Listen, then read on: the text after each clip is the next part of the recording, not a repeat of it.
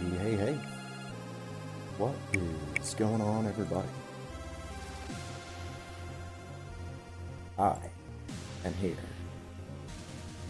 There we are.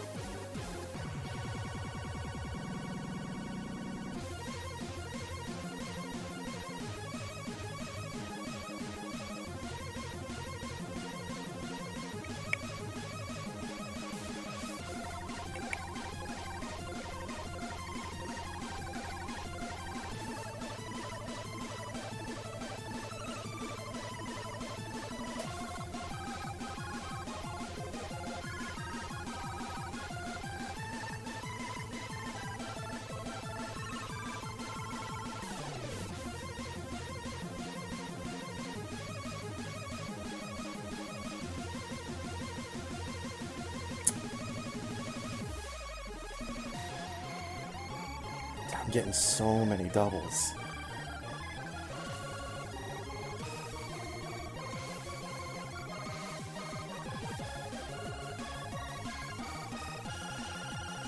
Oh.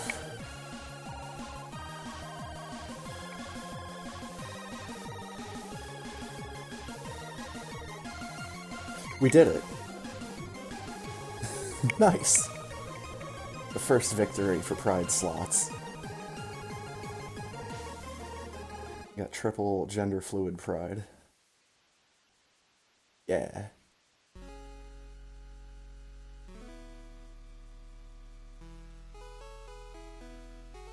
So, like I've done before, like I'll probably do again, I'm gonna go through my text files here just to talk about real quickly the number of emotes that are in each of the games to kind of give you an idea of what the odds are. We'll start with Dog Slots, and Dog Slots is a 3-slot game and has 6 emotes.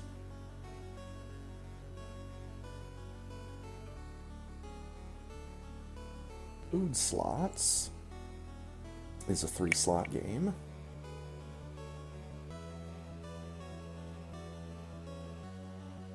Three-slot game and has 11 emotes.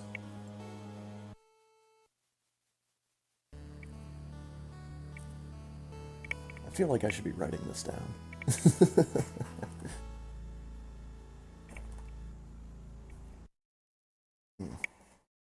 I'm turning up my volume on my headset.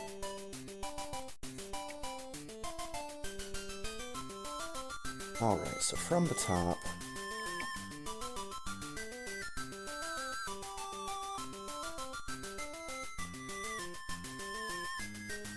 Dog Slots,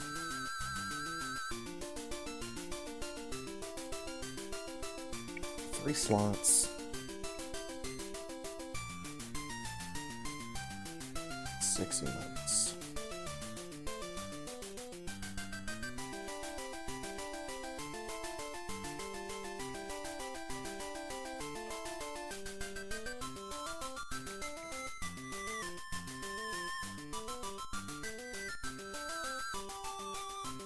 Food slots.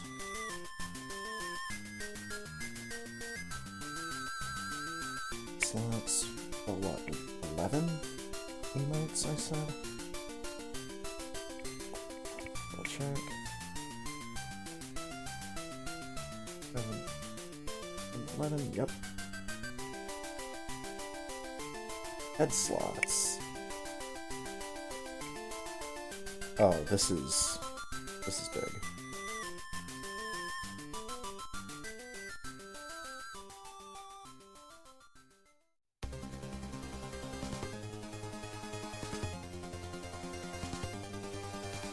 Slots with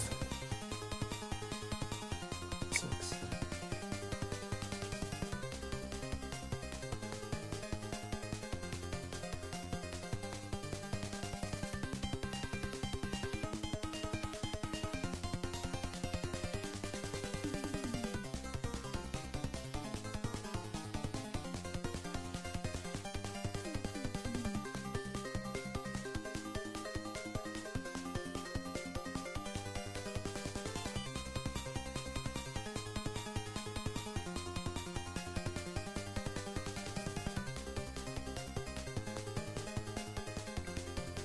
Are you kidding me?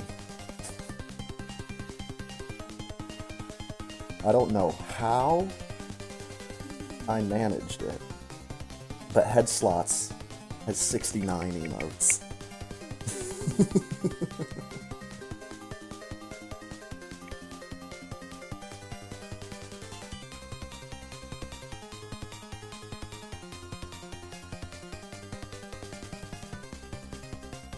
According to the count I just did, yeah, Head Slots is 69 emotes. This is hilarious.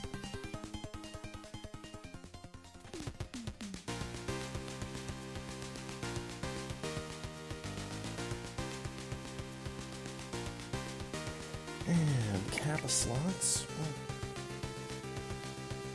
6, 8.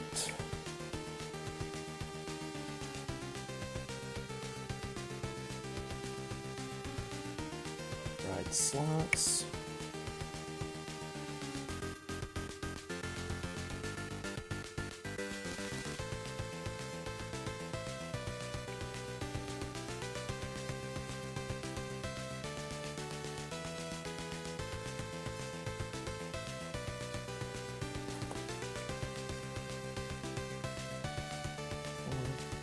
Six,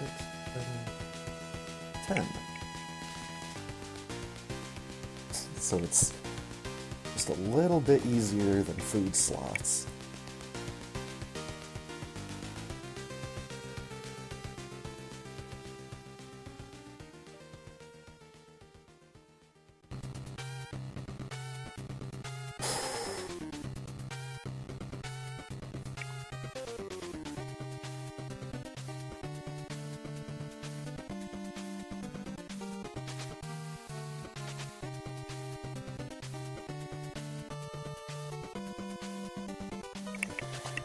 Alright, let's count them up for slots.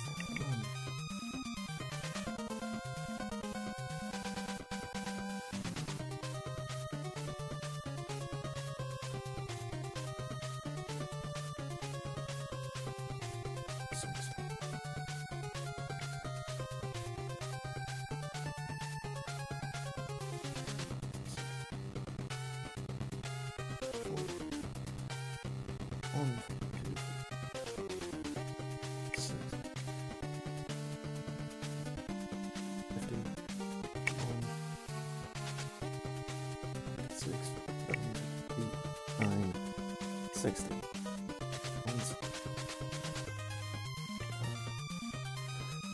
7, 8, 9, 70. 1, 2,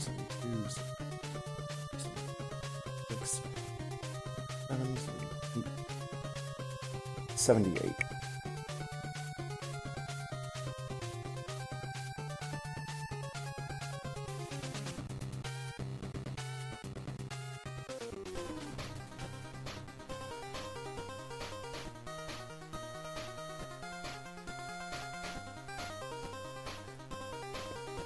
Alright.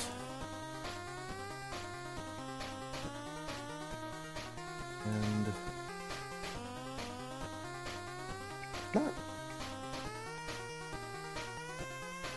not really sure that Squid Slots follows the same archetype as the others, though,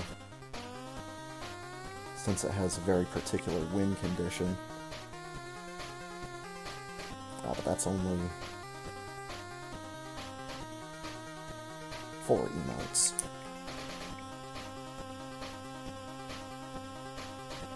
And sub-slots is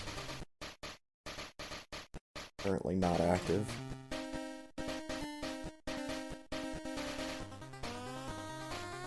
Oh my goodness, we've got an insane Firebat sighting. I'm so happy. Alright, so from the top. Dog slots. 3 slots with 6 emotes. Food slots. 3 slots with 11 emotes.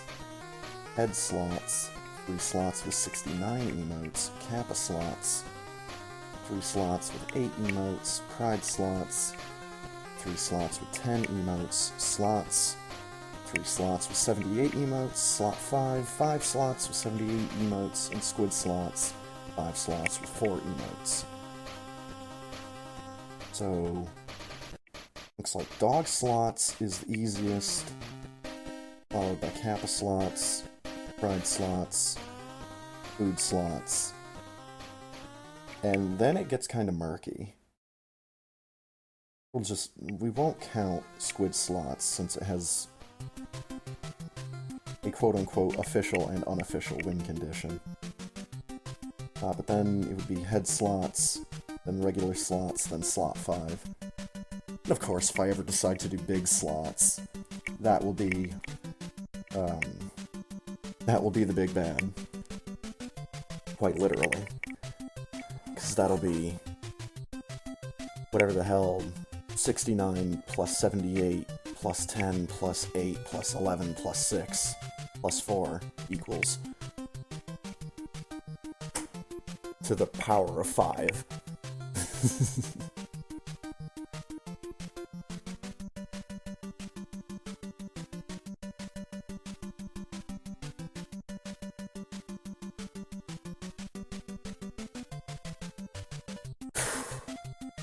Silliness.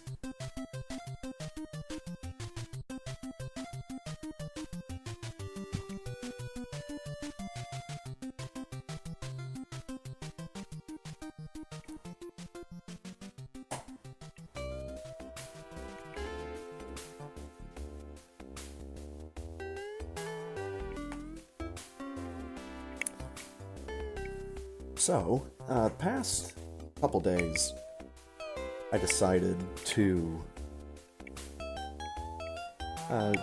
look around a little bit in regards to Final Fantasy XIV. And it turns out I was able to get a free 30-day trial. It's probably just a standard thing. You know, new users just get 30 days to try out the game, see if they like it. So I've been playing a little bit of that. I've done local recordings, just in case anybody gives a shit. I'm not really planning on doing any streams of it. Just because I generally don't like streaming stuff when I have little to no idea of what I'm doing. And, I mean, I like it. I guess I'll just bottom line it. I do kind of enjoy Final Fantasy XIV, but I'm also not a big MMO guy. And if I am going to play an MMO, then I'm going to play it by myself. It's just the way I do. I mean, it's interesting, but I think I can pretty comfortably say that I'm not gonna be paying for Final Fantasy XIV.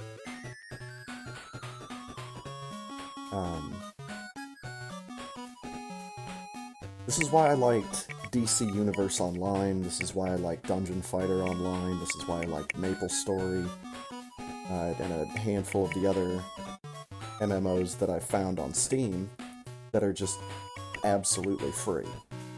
And, you know, you can choose to spend money on them if you want, but I'm definitely not going to be paying a monthly subscription fee for just about any game I decide to play. So, I mean, if anyone is interested in seeing me play FF14, let me know. Maybe I could try to get good and try to actually do stuff. Probably end up being a thing like Fallout 4, where I do record my initial playthrough, and some of that sees the light of day. But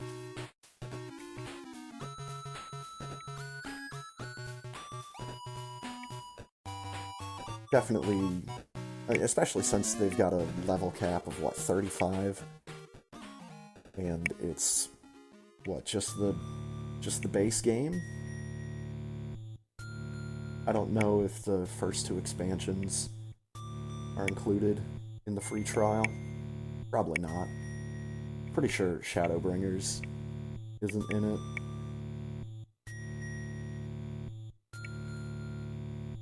But I mean, it's a real pretty game. I like the looks of it. I'm still, you know, real early in the game, so I have next to no idea of what the story of FF14 is, but so far there's nothing about it that's grabbing me. There's nothing about it so far that's like, oh man, I really should play this.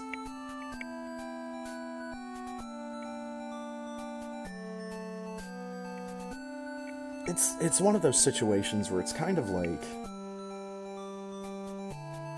my experience with Undertale versus Evo, the Theory of Evolution.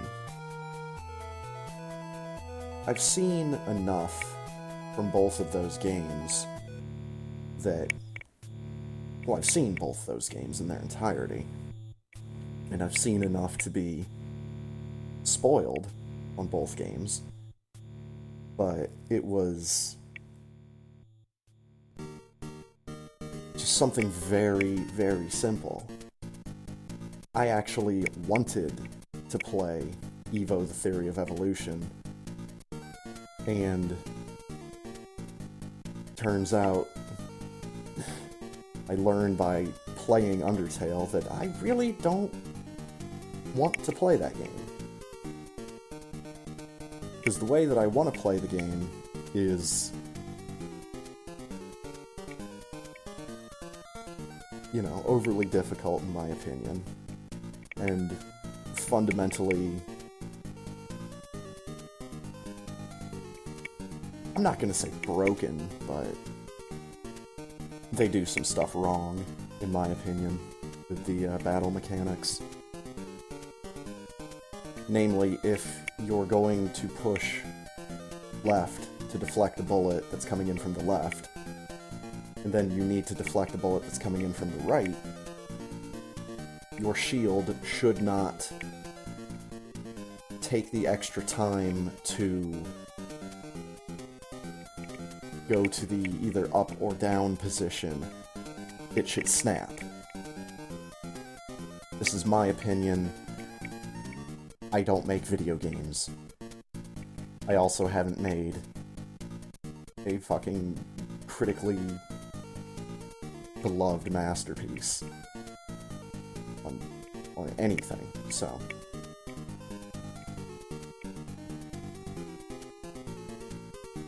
I think the biggest thing that I ever did, biggest like public thing that I did on the internet was a Winamp skin for like Winamp 3.0, and it got a couple thousand downloads. I think it was my skin using artwork from Final Fantasy: The Spirits Within.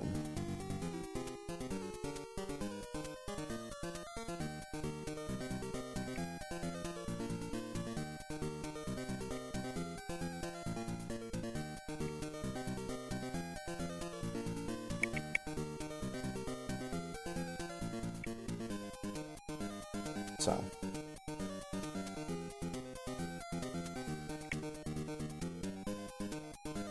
you could say, oh, but your Twitch channel has so many views.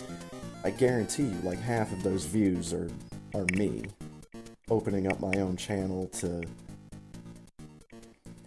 change dashboard information, opening up my channel to look at my chat game list, to look at my speedrun times.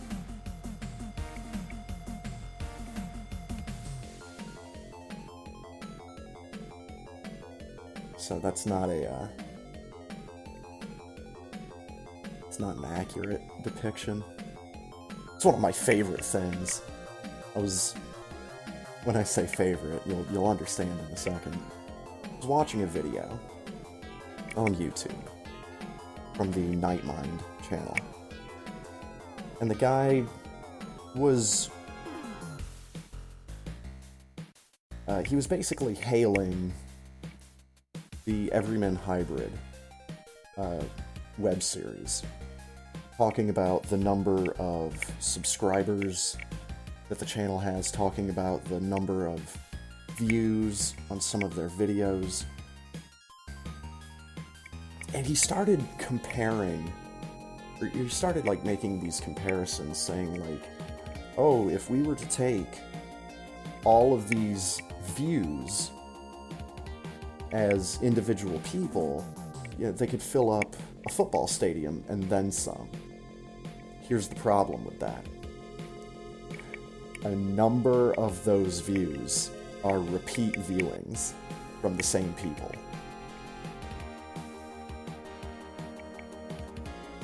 So, numbers don't lie, but they don't tell the full story.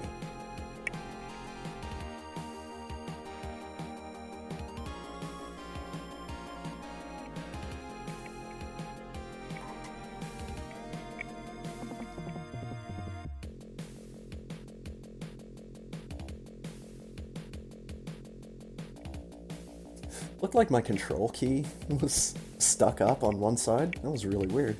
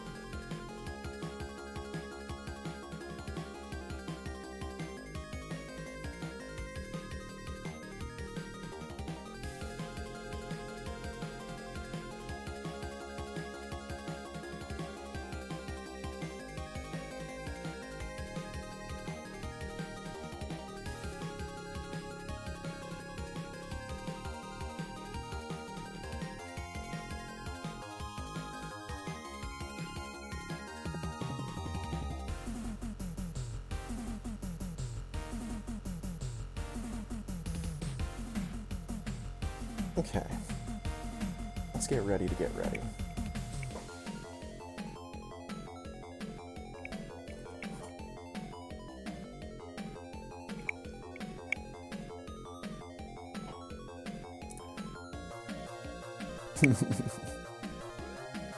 Oh, Zost.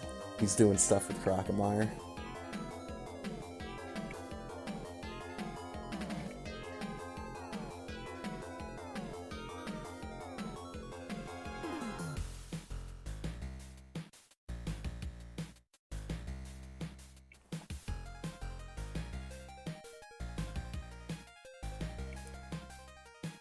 Let me...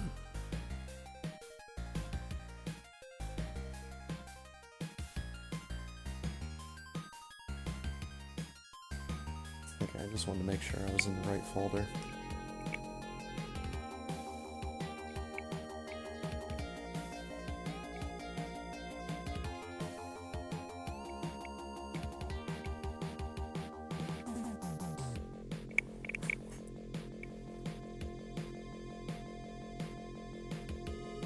There we go.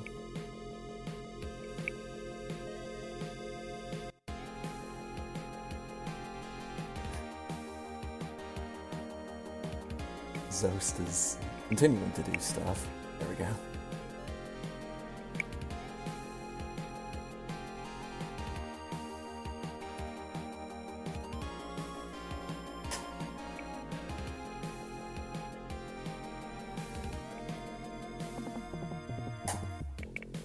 Punch, punch, punch.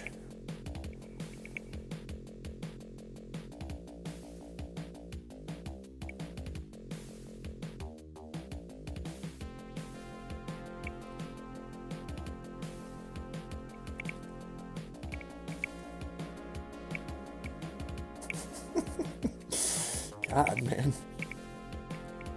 They're firing some shots in the IRC tonight.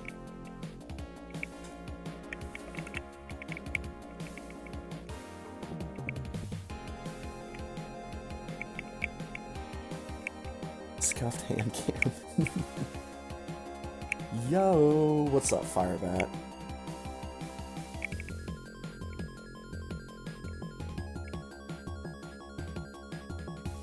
Good fun, have fun.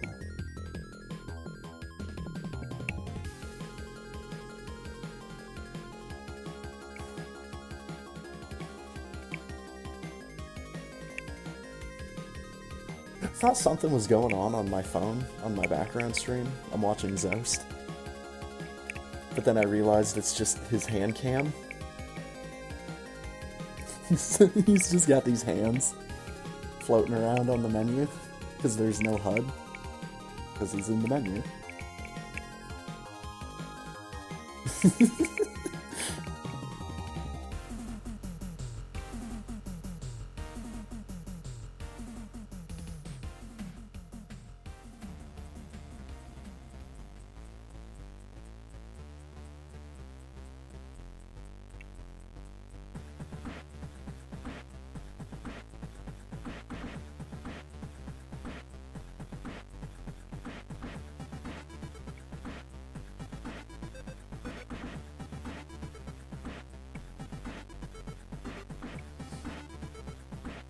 Ah, okay.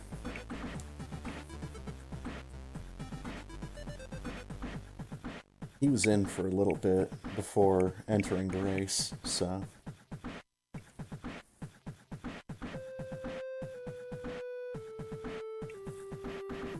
Oh, and he said something about technical difficulty.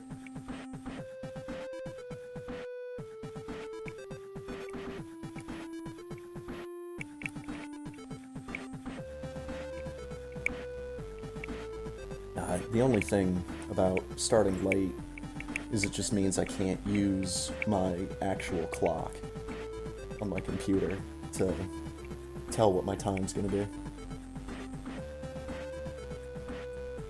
I was about to say, he just put in a GLHF, so we should be good.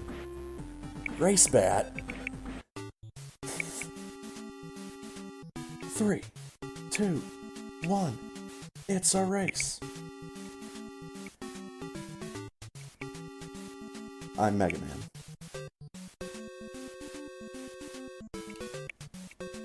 Red Mega.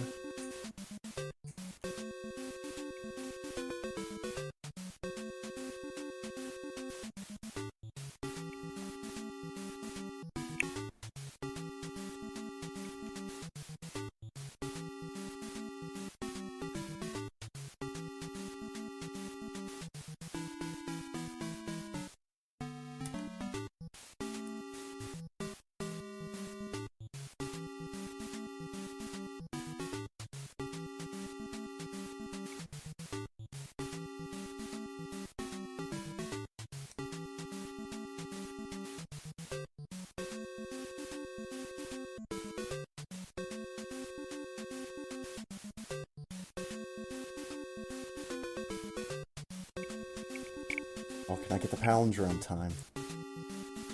We did it. 57.75.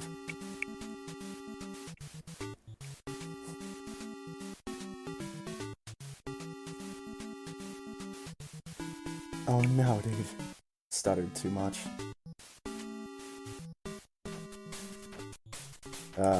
Reset.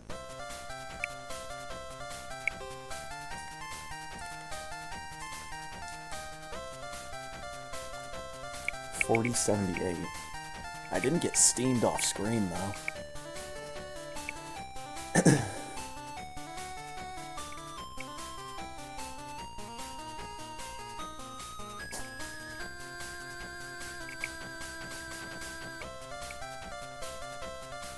Ridiculous.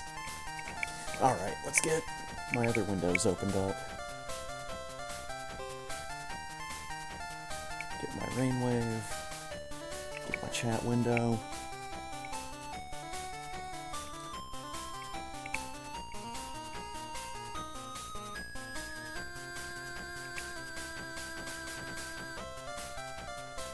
He's so happy.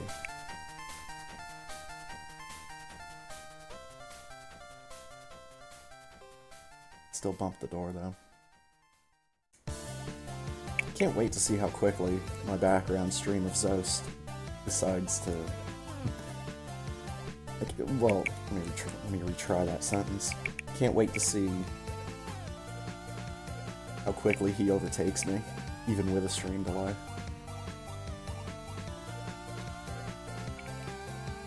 Like, it's gonna be... yeah, it's gonna be right here. It's gonna be in this room. My background stream overtakes me.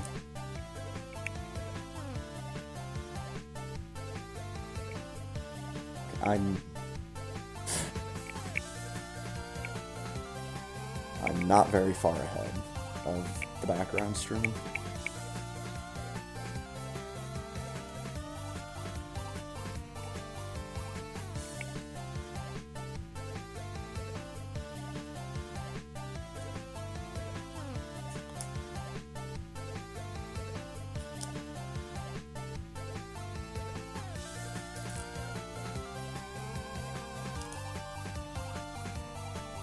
Oh, man.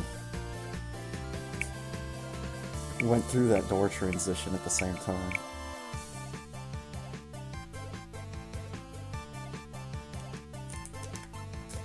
And I'm pretty sure he's ahead of me by now. Oh, yeah. That did not take long.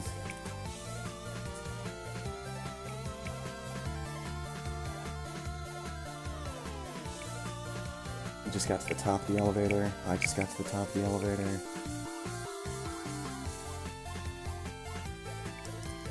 So.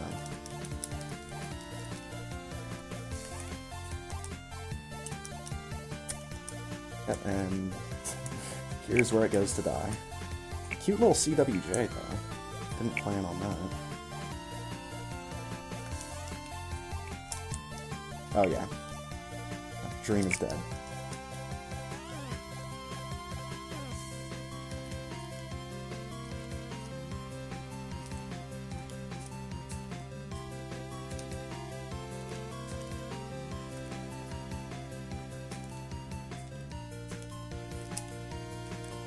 Back.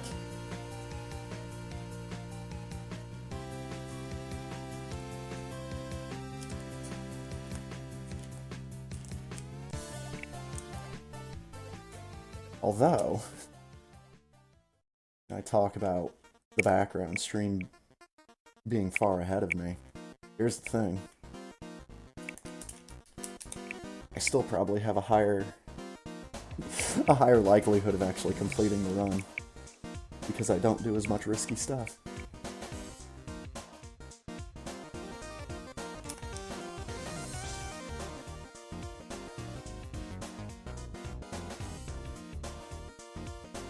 We shall see.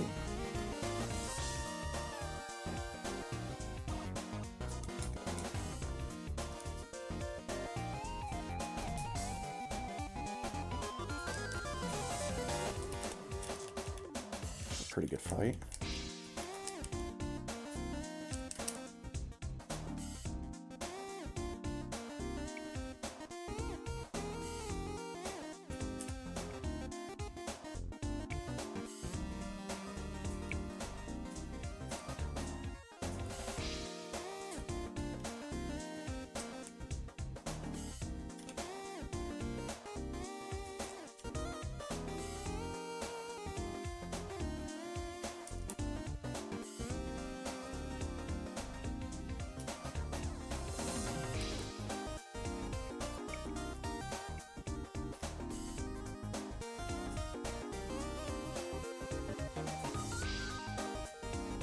White Mega Man.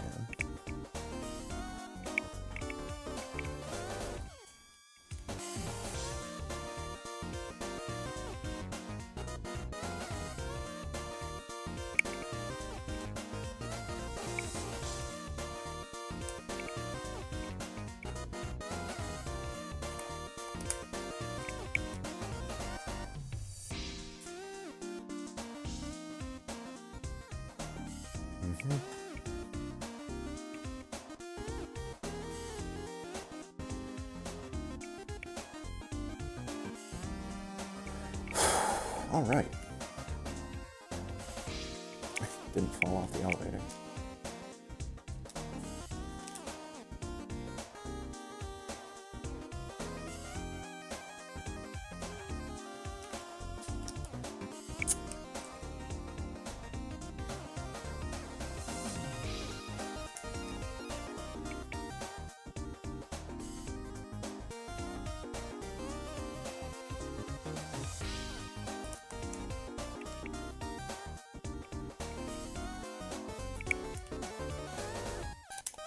Let's see.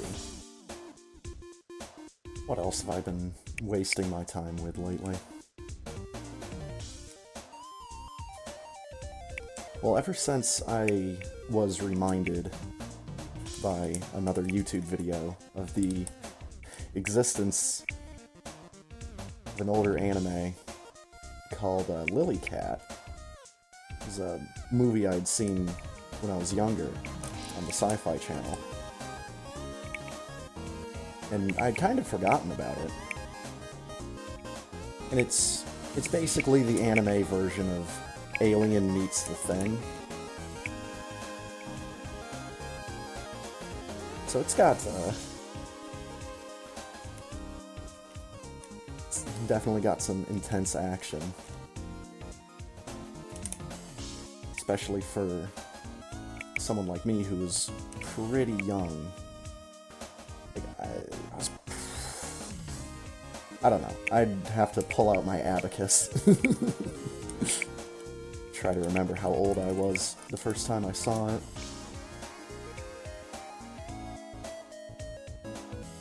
But it was, you know, the Sci-Fi Channel did their annual festivals of anime back in the mid-90s, and that was one of the films. But after I was reminded of that movie,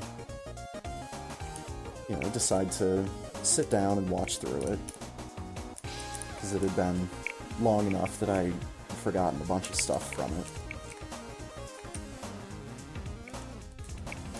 I decided to try to track down, at least on YouTube, an anime from the late 80s that I had heard about several times and had seen maybe like a couple seconds of footage from, and I was trying to remember the advertisement that I saw the stuff in this anime referenced in. It had to have just been like a subscription service or like some kind of mailing service where they, you know, you subscribe to their service, you pay them a monthly fee, and then they send you anime films.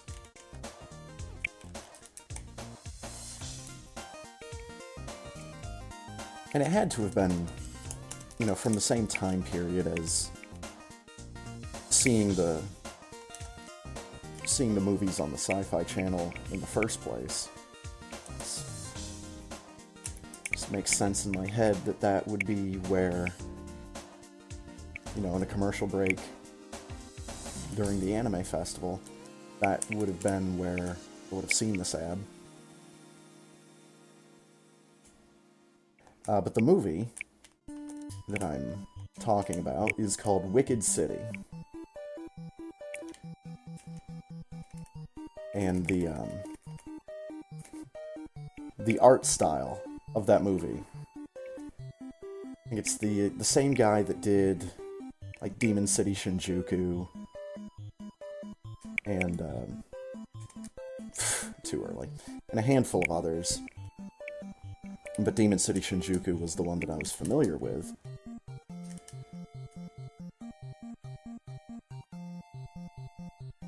Hello? Open up? Nice. I'm fucked. I'm actually screwed here. If I don't...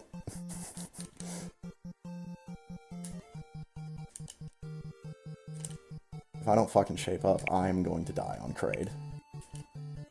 That's fucking embarrassing. This is the worst Kraid fight I've had in a long fucking time. Jesus fucking Christ, get me out of here. I wish I was cheating. Then I'd have a fucking somewhat competent time right now. Now, dying to mini-Kraid is at least funny. Like, that made me laugh so hard. No, like, okay, let's just restart. Now, if I'd have died to Kraid, I'd have fucking rage quit.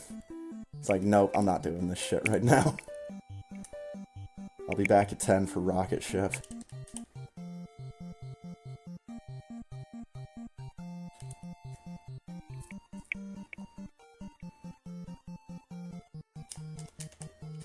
That's just fucking embarrassing. So, let's hope that every other boss in this game goes better than that.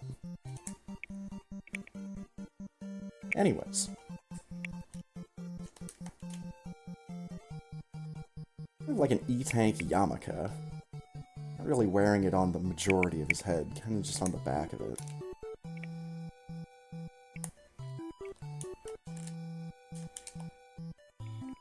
But yeah, that anime, Wicked City. That is... It is got just enough focus on action for it to not just be outright hentai, but it's real close. It's like, wow, dude, really? And the plot makes zero fucking sense. Like, I normally enjoy obtuse stuff, but this was... The plot of that movie is just so unnecessary.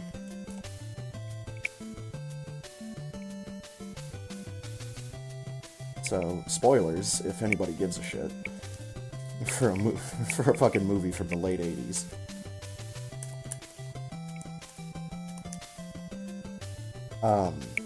So, the plot is basically, there's a human world and a demon world, and they've got this treaty between the worlds, and every couple of 100 years, they have a conference, and they come up with terms to a new treaty to keep kind of an uneasy peace between demons and humans. And there's always a kind of radical group on the demon side that wants to just overtake the human world. So far, so standard.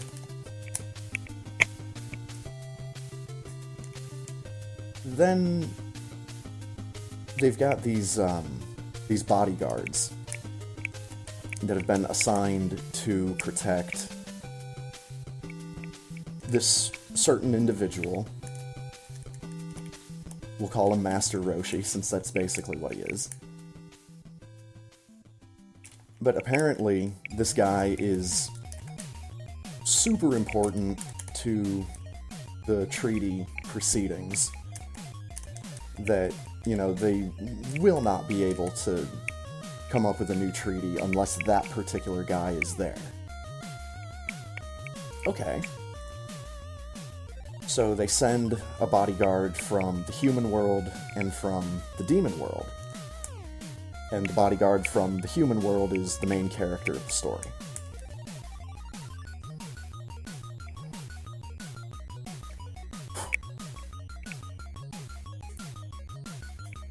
So they meet up with this guy, they take him to a hotel that's got some kind of protection from the demon world.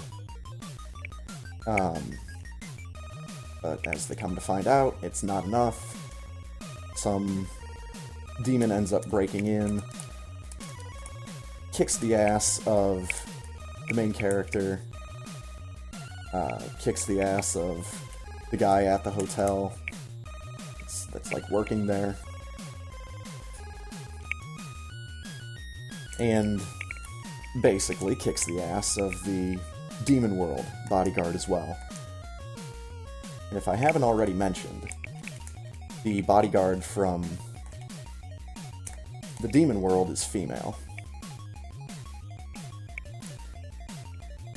So, not only does the demon kick her ass, basically rapes her, too.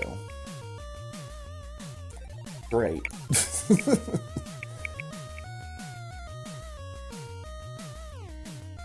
They end up getting out of that, because the human bodyguard has a very powerful, presumably magic, handgun. And there's just a number of instances where all of the heroes get their asses kicked, and then time passes, and then the guy gets, like, a second chance, basically.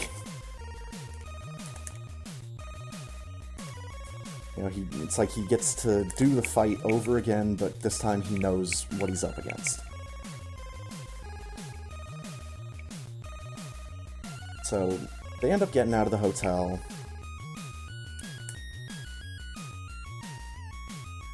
After somehow beating the demon that kicked everyone's ass to begin with. So they're like, okay, well let's go somewhere else that has even better protection. Because, you know, we couldn't have just gone there first.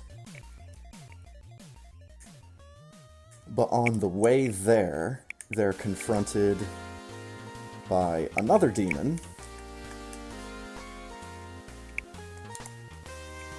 And ends up taking the female demon bodyguard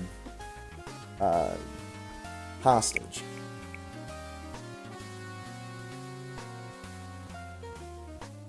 Through more swear this isn't hentai guys kind of action. I think someone in a video I saw today called it the traditional Japanese greeting. Just jamming a tentacle down the woman's throat.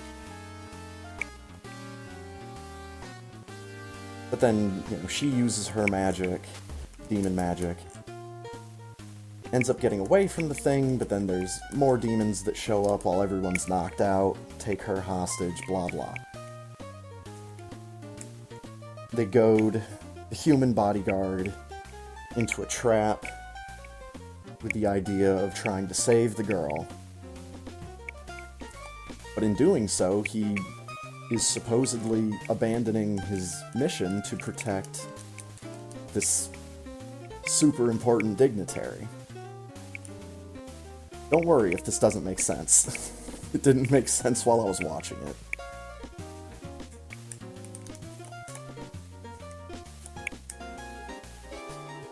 So he goes and he fights this other group of demons. After, kind of getting his ass kicked again. I'm trying to remember if the girl actually does something to help him in that case, or if it's just he's landing some lucky shots with that fucking cannon that he's got.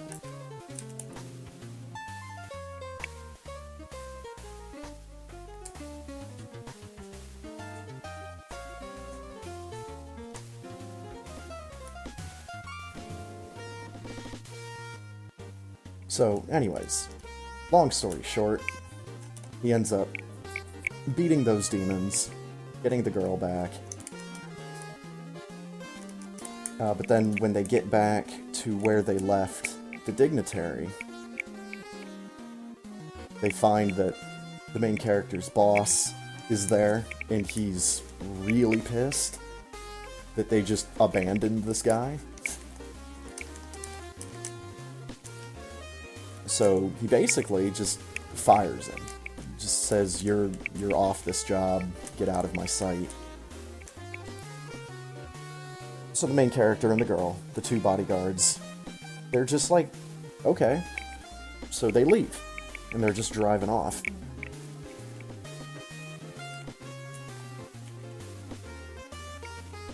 And they, start having some conversation when they realize, oh shit, the dignitary actually stowed away in their car. And so he's still with them, and he's not at the protected place.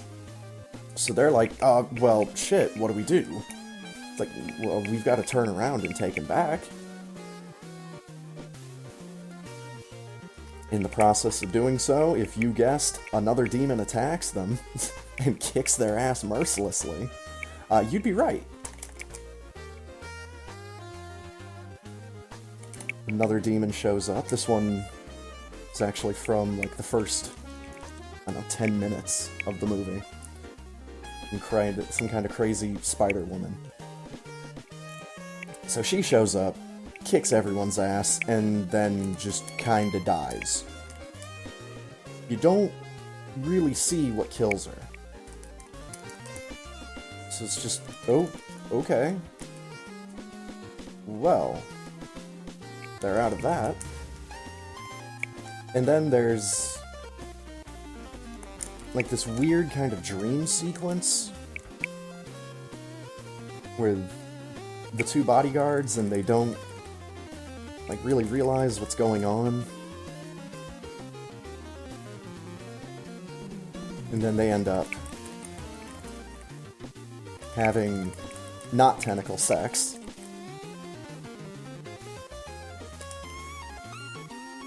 You know, which the girl is fine with at that point, because, well, because.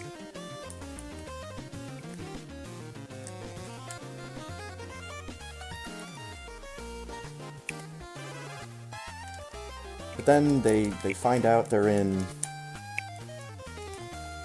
Damn it! I'm like one shot away.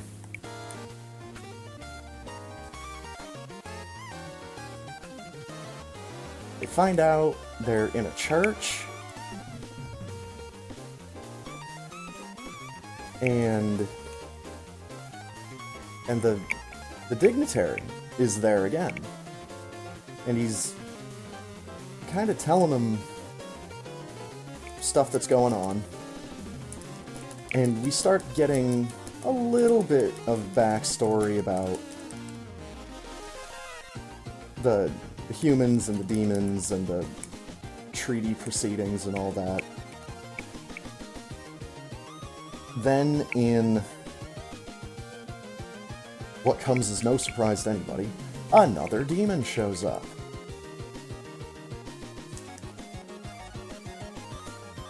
But this time... This is so fucking convoluted to put into words, I love it. Come to find out, in the most unnecessary plot twist of all time, it turns out that the little elderly dignitary character is actually the real bodyguard and has, like, incredibly strong psychic/magic powers.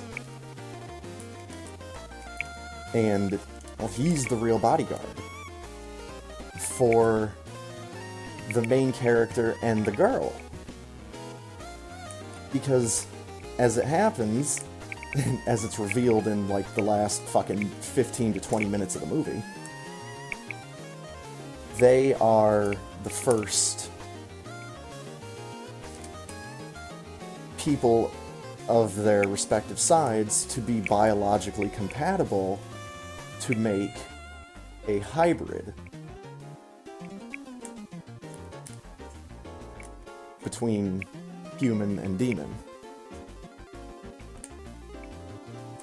And there's a really cool fight scene with the old guy and the final demon, in which the demon ends up getting the cross from the top of the church jammed through his head.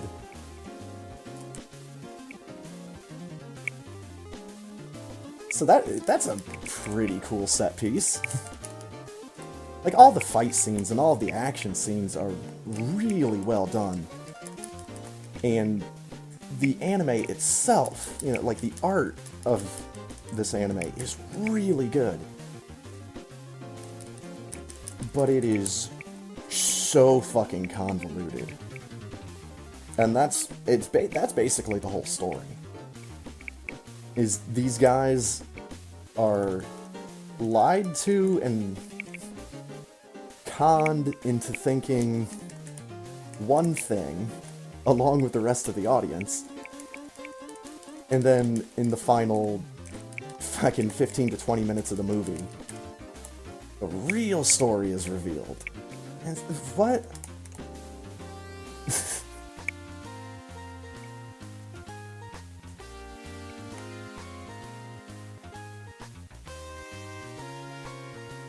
So, a lot of violence, a lot of gore, a lot of just outright hentai, whatever. Overall, it's not a bad movie, but it is real fucking confusing. It is real hard to follow, and it's real hard to make sense of once it's all said and done. It's just like, wait, what?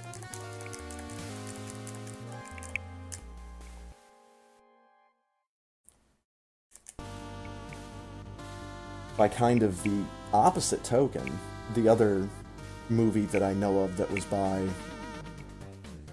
the same,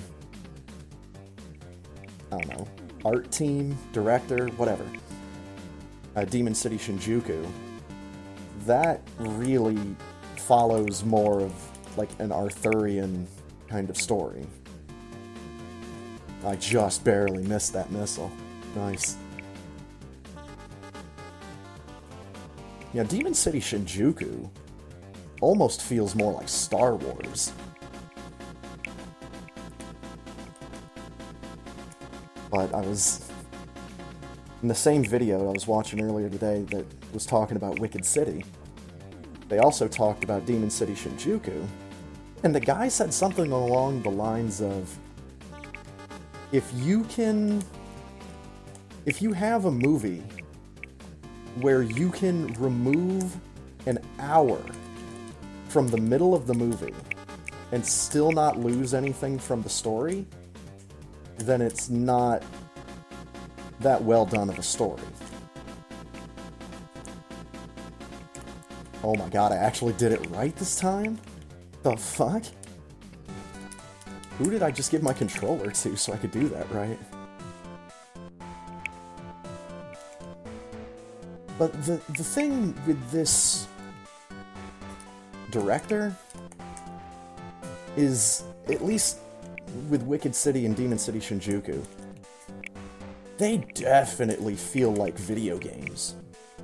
Where, like, you're going along in a level, or you're going along in a part of the game, and then there's a boss.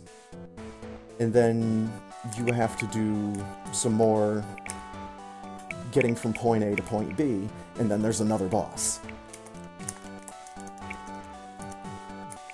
So that was... I think it's kind of a trademark of this guy.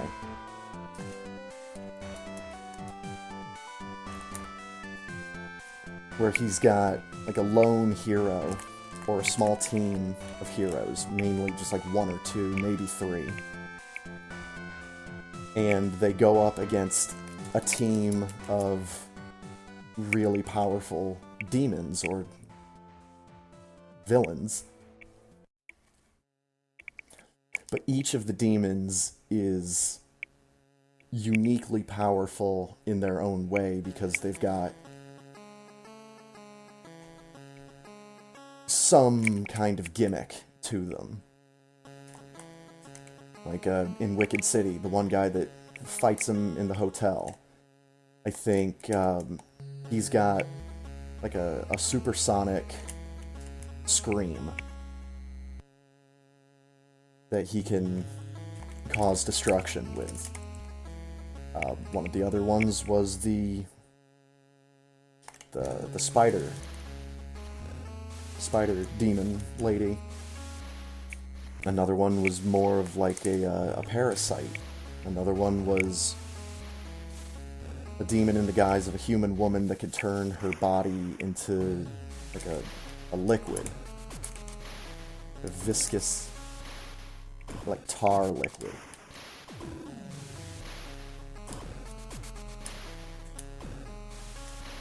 So it very much has video game feel to it, just from the structure. It's like, okay, this is the level, and then you have to fight a boss.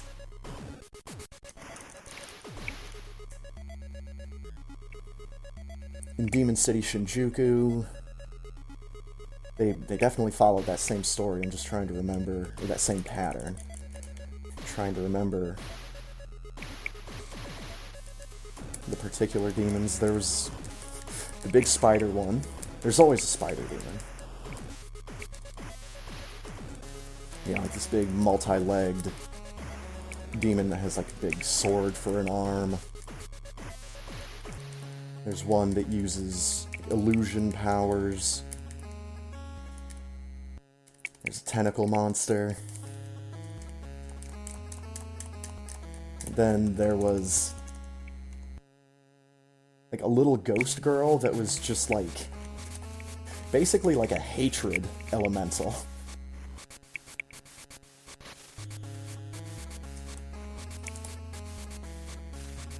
And then of course the big bad.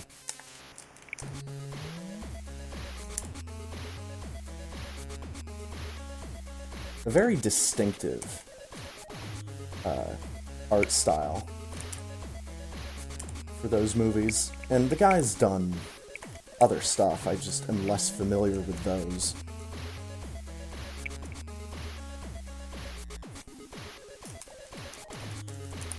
But yeah, I'm very glad that I never saw Wicked City as a kid. That would have fucked me up. I have just wasted so many fucking missiles.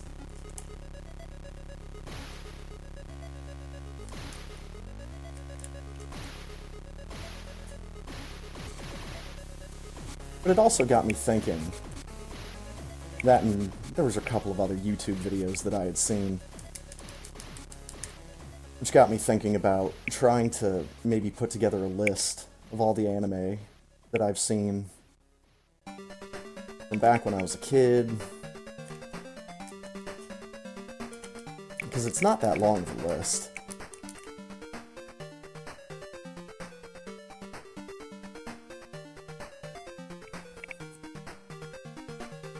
Oh, man, come on.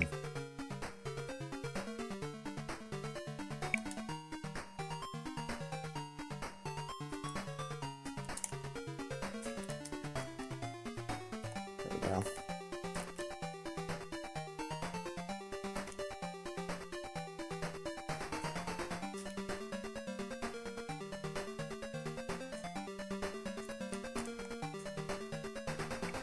But this kind of seed that was planted in my head to think about the anime that I've seen, and maybe if there's anime out there that I still want to see from back in the day, trying to get a hold of it. It's the,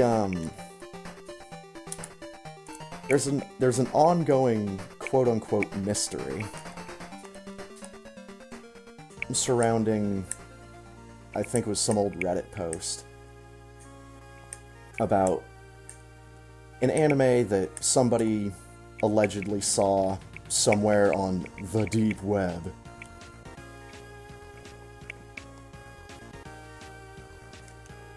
And the only bit of information they could remember about it was the phrase "go for a punch" was incorporated in the title somehow. It was like the only English words in this otherwise all Japanese character title.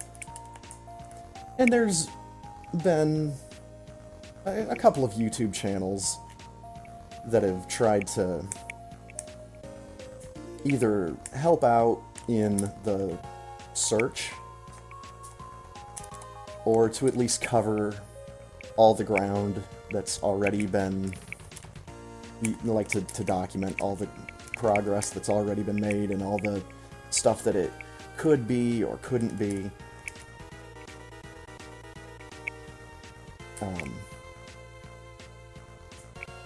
I personally think that it's a hoax. The original, I think, Reddit post. And I don't know. I'm not on Reddit, so I don't really follow that too closely. Again, there's a couple YouTube channels that have made videos about what's been looked at, and it's interesting because it's a mystery to see if people can actually find something that could come close to what this person allegedly remembers seeing.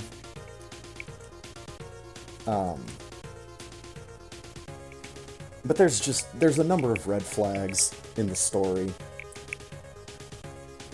And then you have to think of the whole question of, okay, well, why are people trying so fucking hard to find this... If I were to go into detail of what this anime, this supposed lost anime is about, it's kind of unsettling. And it's like, why are people searching so hard for this? This seems like something that you shouldn't want to find.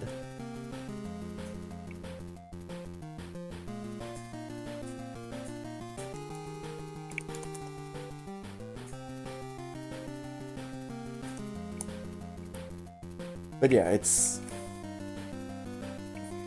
apparently some super fucked up, super depressing, super hopeless story about a bunch of girls that get locked in a bathroom and end up killing themselves in a variety of colorful ways. But again, I personally think that it's a hoax and it was just someone trying to get a cool deep web story. Or someone, you know, just trying to say some fucked up stuff to get attention. And it kind of ballooned out of control, with people actually taking it seriously.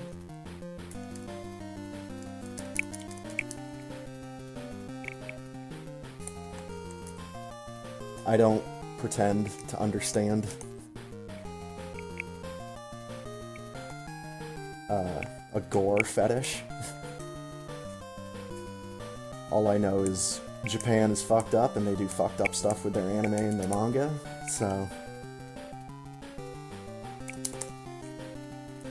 It could be a real thing. It could be like a low-budget student film, independent thing.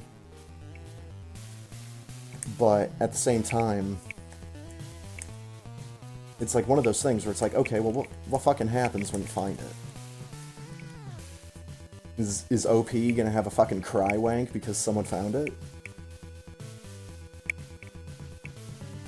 Or is it just another bullshit Reddit mystery? Could be. I personally think it is, because just a number of inconsistencies, a number of red flags. Like,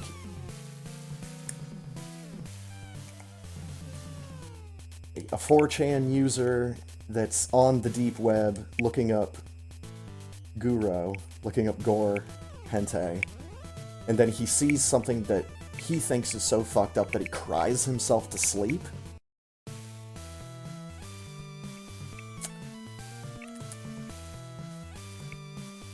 I don't think so. Because while I did say earlier, I'm not on Reddit, so I don't really know a whole lot of what transpires there, or like what the community is like in general. I can tell you, from my brief amount of experience using 4chan,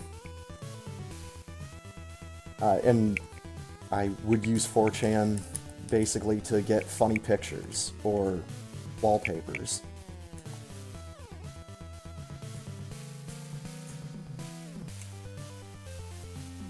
It's the same function that Twitter serves for me right now. Is I just use it to find new art.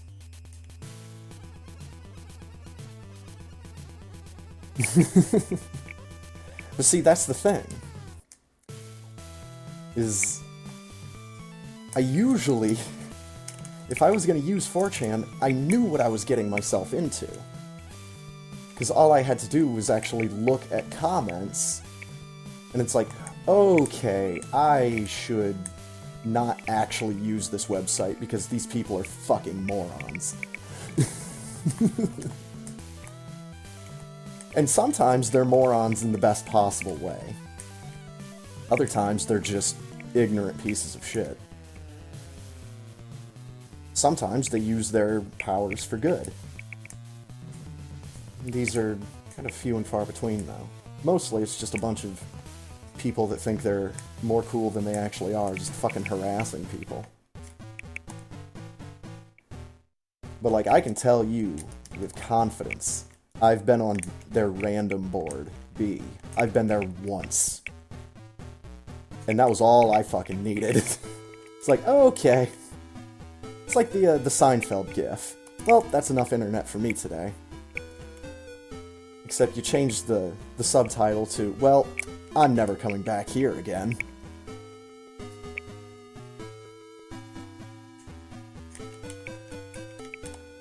And you know what? For the kind of people that like that kind of stuff, that's the kind of stuff those people like.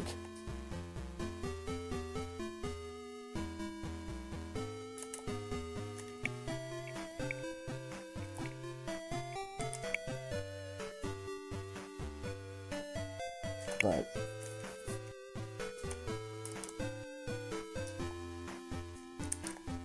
so when I see that, 4chan user on the deep web looking up gore hentai, and he sees something that makes him cry himself to sleep, that doesn't click.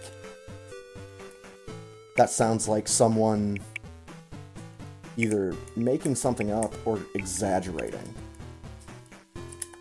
Either way, don't think that seeing Guro would actually make someone that was a regular 4chan user cry themselves to sleep. And then talk about it. And then talk about how they saw this thing and how it made them cry themselves to sleep.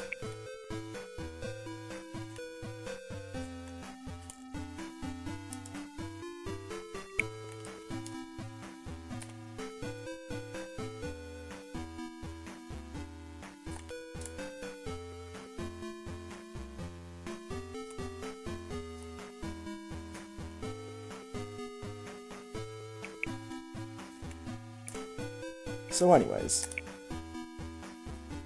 that was the, seeing some of those videos where they were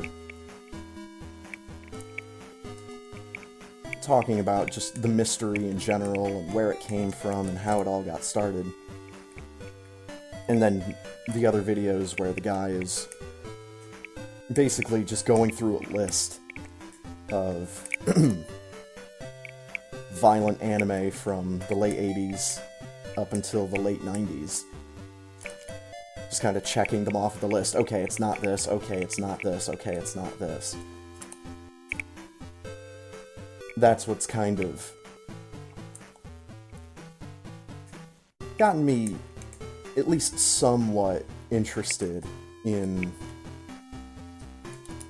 old animes that I haven't seen. There was, saw a little bit of, what's it called, Dream Hunter Rem.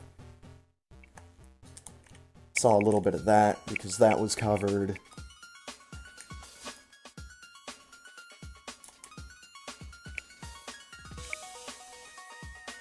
And then, there's a manga or two, manga, a couple of those that I've learned about in the process that are kind of interesting.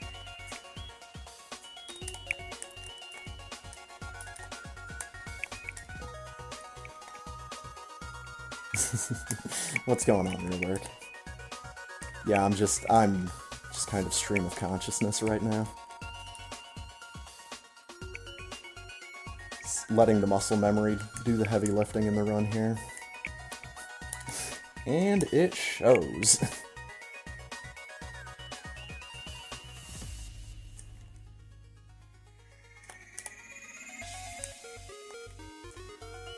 But it's also gotten me to, it's also made me watch a couple other videos that are kind of related. There's some other YouTube channel was talking about lost anime. And there's actually one that's really intriguing to me, given the backstory and my knowledge of the IP. And that's the I guess the controversy that surrounds the Lensman property. Not necessarily the movie Lensman, because, you know, that came out and that was shown on, I think, the Sci-Fi Channel's original anime festival that they did. If I'm remembering right, they showed Robot Carnival, Lensman, and then Vampire Hunter D. Yeah. And then it was the next... I think... No, it was the year before that they did Project A-ko and Odin. Odin Photon Space Sailor Starlight. Which is... That's a whole other fucking thing. Space opera anime left wide open for a sequel, and they never made one.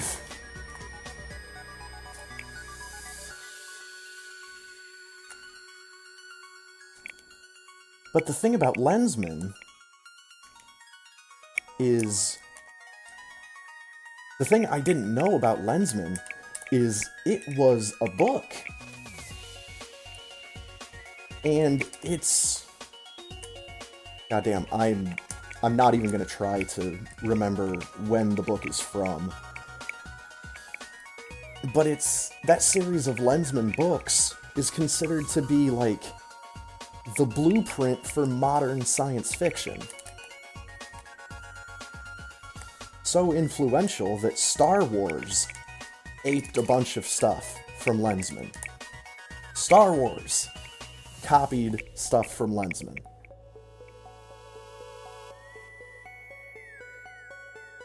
And apparently, they were trying to get a deal to make like a live-action Lensman movie, and they found out that people in Japan had made a movie without their permission,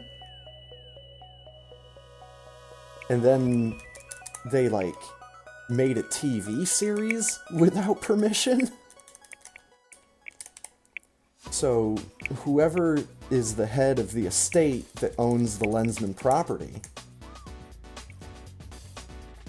has basically put the kibosh on the Lensman TV series getting out of Japan. Like, I think they only made a super small number of copies, and I don't even know if those were commercially released. Might have just been, like, a rental thing. And it's been a while since I've seen the video, so I'm probably fucking up all the details. But Lensman was one of the very first anime movies that I ever saw. And it has this very unique combination of fusing the anime in certain scenes with, like, early 90s CGI. And it had a very Tron feel to, like, the look of it. It was a couple years ago I actually went back and watched Lensman again And holy shit. It's a really good movie. So, I recommend that if anybody out there likes anime and you like science fiction and you haven't already seen Lensman, check it out.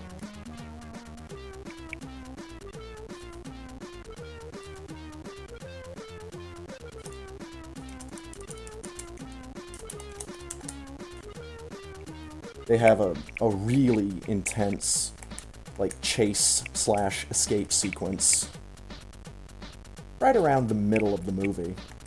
And it is just such a well-done action set piece.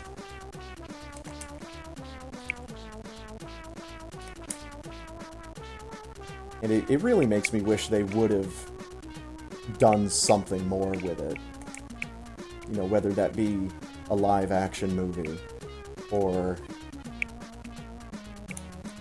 you know, something to expose it to a wider American audience. Here's the good thing. It's either in 2040 or 2060. Lensman is going to be entering the public domain. I don't know how old a work has to be in order to be declared public domain.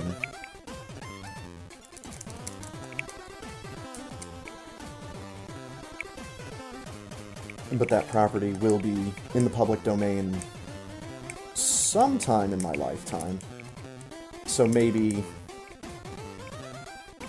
we'll get a translated and localized version of the TV series. It could be interesting. Oh, is it 70 years after the author dies? Okay.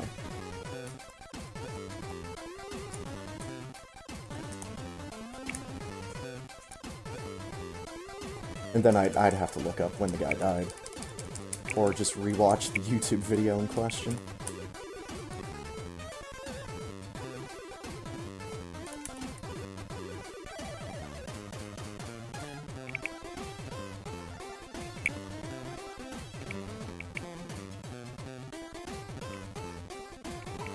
But yeah, like, even DC Comics ripped off the concept in Lensman, which is just the idea of there being, like, a space police.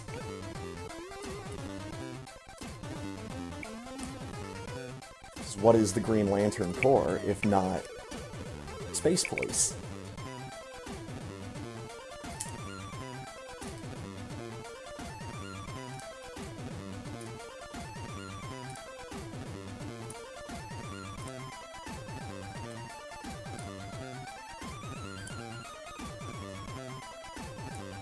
Okay, good. I had completely lost count, because I was too busy talking.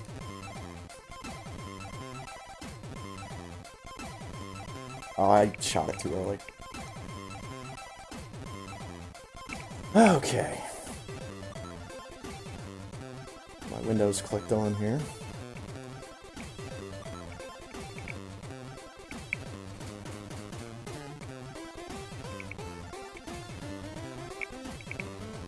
Man, if we would have started on time, this would be a fucking terrible run. Clunk.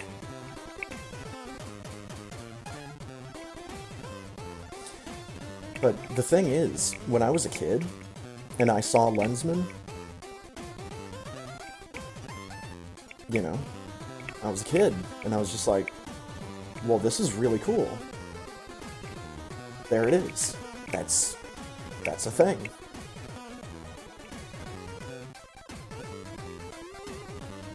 And of course, being an American, and as a kid, I expected that all sequels to all creative works were just named the same thing, just with the number 2 after it.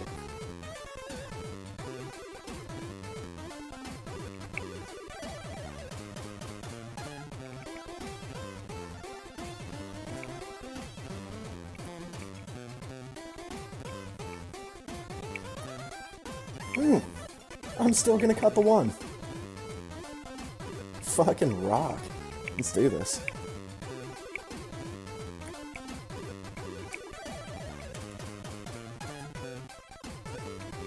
But yeah, as a kid, I had no idea that Lensman was tied to anything else other than just the movie. That's what I thought it was. And it wasn't until... actually, just a couple years ago, maybe like just 1 or 2 years ago, I went to a local bookstore, and I was looking around in the sci-fi section, and I'll even tell you why I was in the sci-fi section. That is because I own just about every novel in the Shadowrun series of novels. Shadowrun, of course, being the cyberpunk version of Dungeons & Dragons, set in the dystopian future, and blah blah blah. Shadowrun has always been something that I've been a big fan of. It's the only pen and paper RPG that I've actually played. I think I've only played it twice. But that's 2 more times than I've ever played, like, D&D, so... And then, of course, the Shadowrun video games on the SNES and the Sega Genesis. More the one on the SNES, because I had that one growing up. The Sega Genesis one is fucking awesome, and I only found out about it... or I only played it during the age of emulation.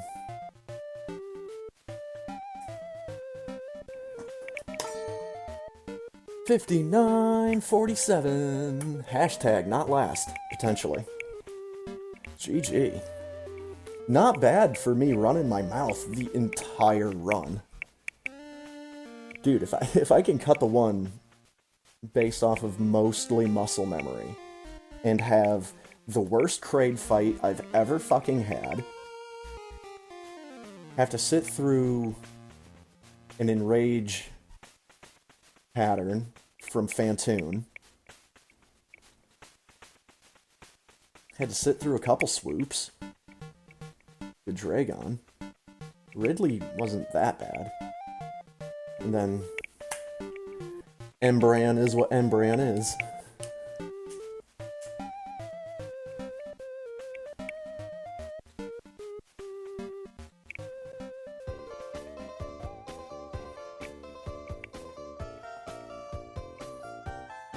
But yeah, not bad.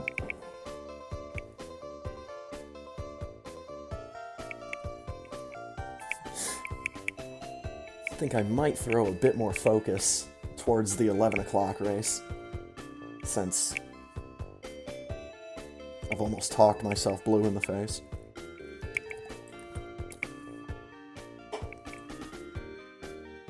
And mostly about fucking nonsense.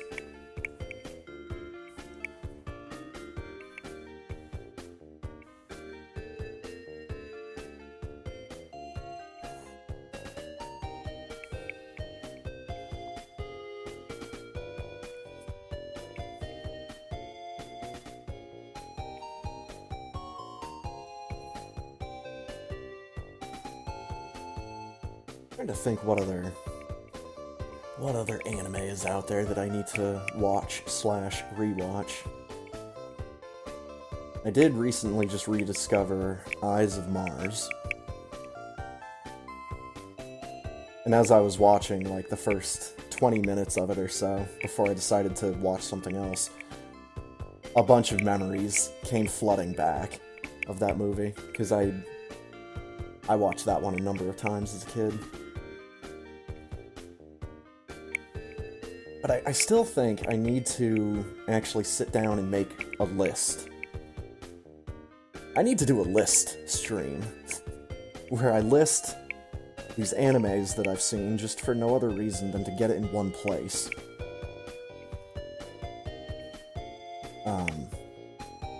I kind of also want to do a list of bands that I've seen live in concert.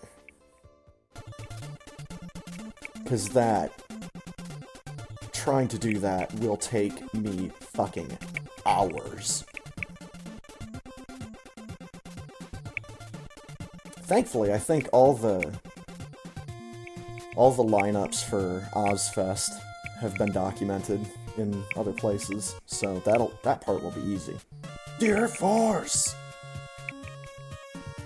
But, like, I'll probably have to go to my little box of ticket stubs that I've got. Because it was only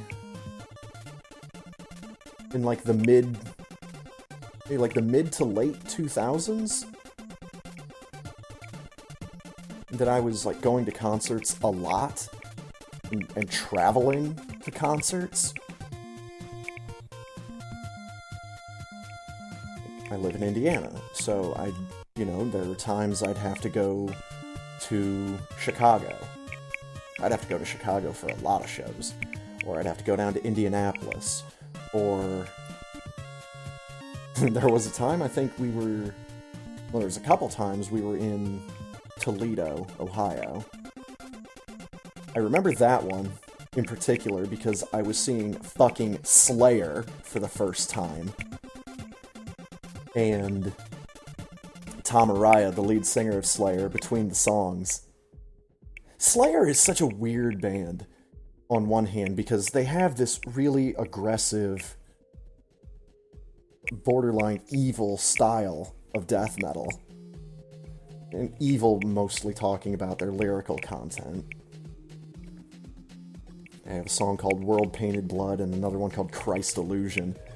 And their infamous album God Hates Us All that was released on September 11th, 2001. Yeah.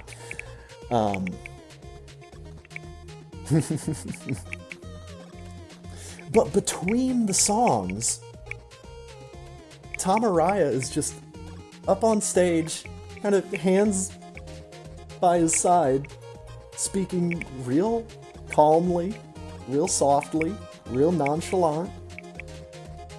And then they kick into fucking South of Heaven. And he starts just yelling and screaming into the mic and beating the fuck out of his bass. So, hell of a band to see live. Hell of a band.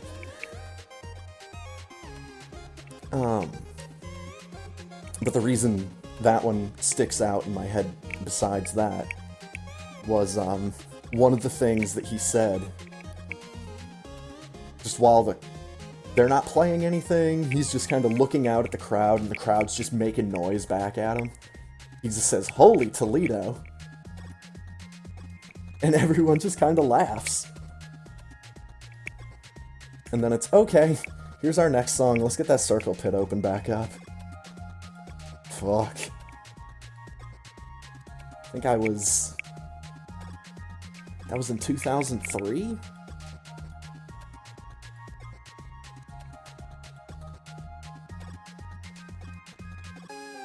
So I was 17? 16 or 17 for that concert. A lot of fun. A lot of fun.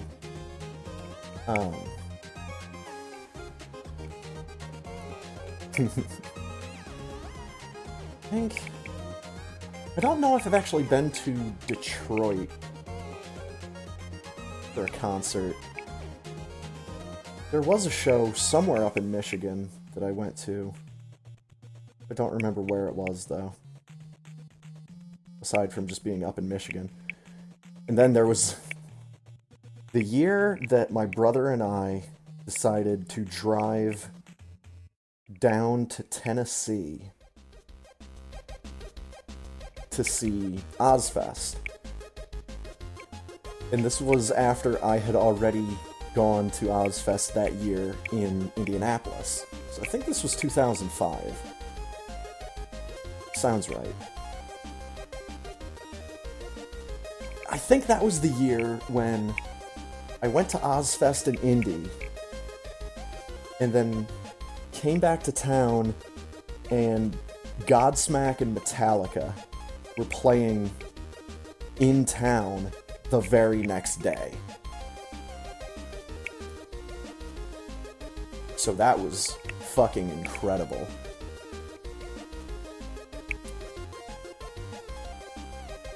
And then that's when I got to meet the members of the band In Flames, and I got to shake their hands. And then I got, I think, 3 of the 5 members of Shadows Fall to autograph a replica wrestling championship belt for me.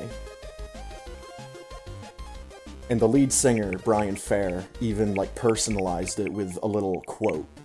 And I don't know what his quote is referencing. It said D-Unit World Champ, and I don't know what D-Unit stands for. Yeah, dude, Shadows Fall was my fucking band back in the day. I loved Shadows Fall. The first time I heard The Art of Balance, I think was their second album. First time I heard that, I was fucking blown away. And then when they released The War Within, fucking forget about it. These guys are gods now. The War Within is such an amazing album. And I remember at the time, everyone was saying, like all the Metal Edge magazine and all the review magazines I was reading at the time said that The War Within by Shadows Fall was the second coming of Ride the Lightning by Metallica. And then the other one that they gave that treatment to was saying that Lamb of God's Ashes of the Wake was the second coming of Raining Blood by Slayer. I think another quote that was tossed around for Shadows Fall was Iron Maiden for the Grand Theft Auto generation. Like, they were compared to Metallica, Megadeth, Anthrax, Iron Maiden, and I'm like, well, they're in some pretty fucking good goddamn company. The thing that really pushed Shadows Fall over the top for me, and I decided, okay, this is gonna be the band that I'm gonna go see these guys whenever they're around, was like the fucking first time I listened to The Art of Balance and their cover of Welcome to the Machine came on. And I was like, oh my god, these guys are the best.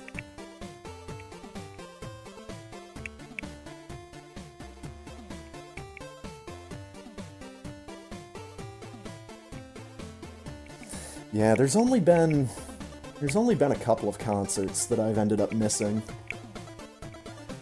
Either because I wasn't old enough to get into the venue, or I just didn't go. The one that really bums me out is, I never got a chance to see Dio. Never got a chance to see Dio. The only time that I would have known about the show coming up and would have wanted to go, it was at a 21 and over club, and I wasn't 21 yet. So, that really sucks, because now the guy's dead. Thankfully, there are a couple other bands that I did get to see before their iconic frontmen unfortunately had to be shuffled off the mortal coil. Namely, I speak of Motorhead. Got to see Motorhead before Lemmy died. And actually, got to see Damage Plan before Dimebag Darrell got shot. It was actually earlier in that same year. They were on tour, Damage Plan was on tour with Shadows Fall. And I think Into Eternity. Which is where Into Eternity for me, got the moniker of the greatest opening band that no one's ever heard of. They were just, holy shit, what? No. It might not have been Into Eternity. Well, even if they were or weren't there, that's not important. I think The Haunted was the other band. They were like the third band on that bill. Oh god, and then there's those fucking festivals I went to in Cleveland. And then there's that one weekend that involved like 2 or 3, I think just 2 different concerts. One was in Cleveland, and then one was somewhere else in Ohio.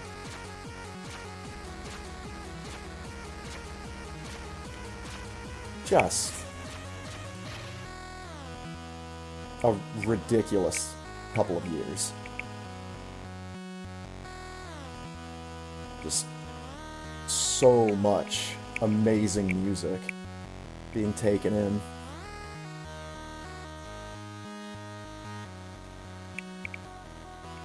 I think there are a couple of bands that I've lost track of how many times I've seen them, and I think it's just Shadows Fall and Lamb of God, because I've seen both of those bands like 5 or 6 times at least. And it was so weird. One of my friends at the time had seen Shadows Fall more than me, but he liked Lamb of God better. Where I was flip-flopped. I had seen Lamb of God more times, but I liked Shadows Fall better. Any band I've seen too many times?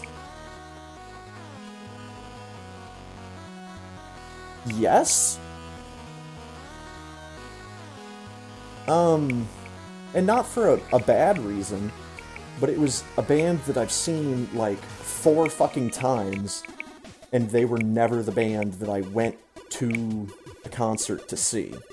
And that's Zakk Wylde's Black Label Society.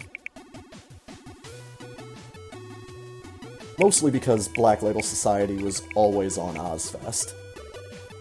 So I've seen them a lot.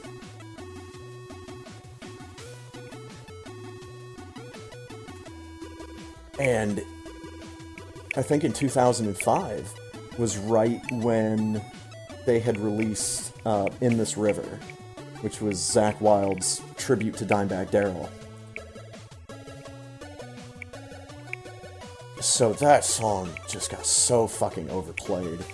And that whole album, The Mafia, or whatever, that Black Label Society album just got so fucking overplayed. And I was just like, oh, it's this song again. Well, I'm not going to change the station, but it's this song again. Alright, I've yapped on for long enough. I'm going to hit the restroom, and we are going to get started on the intermission.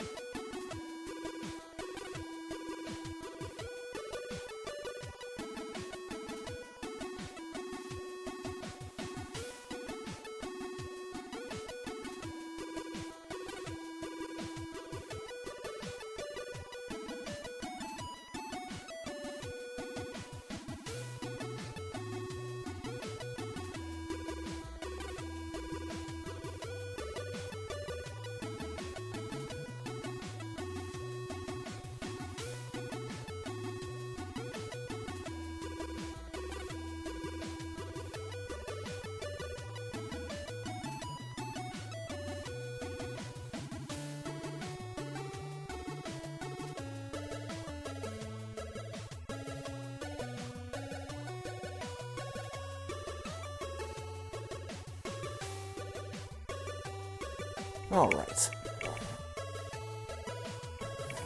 Just came to mind an explosion. I just remembered another band that I really wish I would have gotten to see. Because I really liked them back in the day, never got a chance to see them. And that was Linkin Park. Oh my god, I would have loved to see Linkin Park at the height of their fucking powers.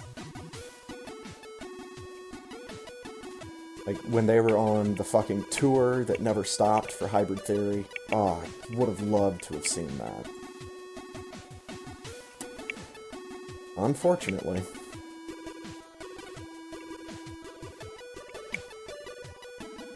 Obviously, I never got to see Pantera. There's just a whole bunch of others that never got to see. I think there's one band, I got to see them almost by accident. I didn't know they were going to be on the bill, and they were the opening act. And so I lost my shit, because I loved them. It was the band Machine Head. I didn't even know they were going to be at that show. And it was like, oh shit, it's these guys. So, fucking stoked I actually got to see them.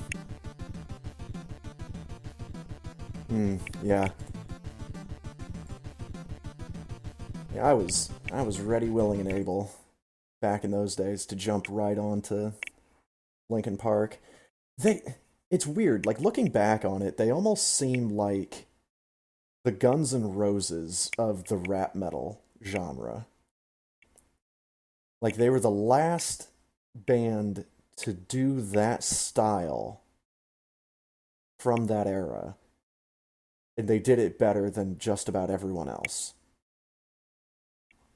in my opinion. I didn't change my chat. Open big. Now it's paper. Hooray. Whoa. My thing scrolled. I got rid of my TV. Boom. Let's bring that back. Oh my god, is it actually working? Ha! Too good to be true. There we go. Yeah, yeah. Alright, here is your volume warning. And let's go.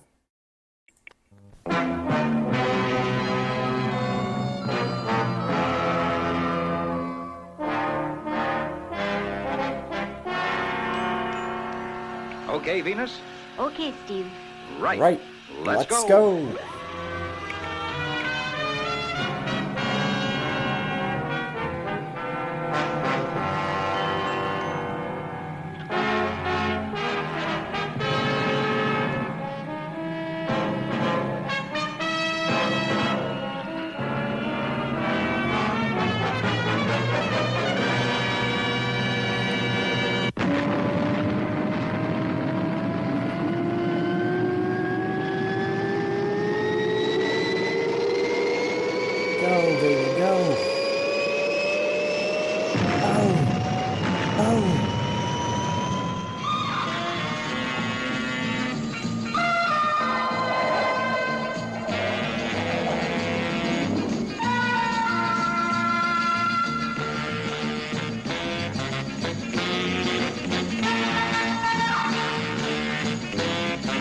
Steve Zodiac.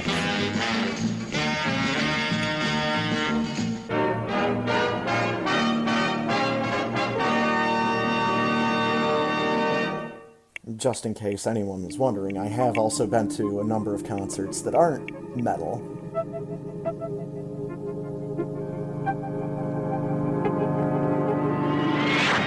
Oh!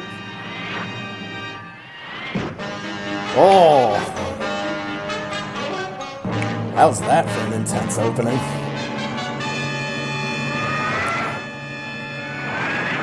Boom!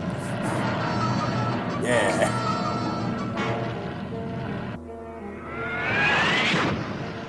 Goodness.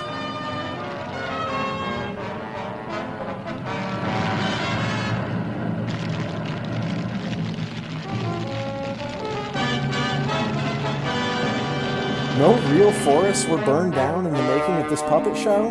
Where's my disclaimer? Okay, I've got it. 2X4, stand by. Jumping catfish. Another ball of fire has landed in Canada. A whole forest is alight. I wonder what's causing these fireballs, Commander. If I knew that, Lieutenant, I'd do something to stop it, wouldn't I? Yes, So sir. Canada Sorry, exists sir. in this Oh, universe. say, that cloud we located in space just beyond Earth's atmosphere. Do you think that's got something to do with it, Commander? I don't know, Lieutenant. Scientists throughout the world are checking now. And there go all those scientists. Oh, there they go. All the Yeah, I've got scientists it. are dead now. Okay, continue to stand by, 2X4. Now the Hall of Justice in Brazil has been 2X4? hit. And it looks as though that cloud is the fire raiser, Lieutenant. This is getting The serious, Hall of Commander. Justice? They're landing all over the Earth. They just killed Superman? My summer home!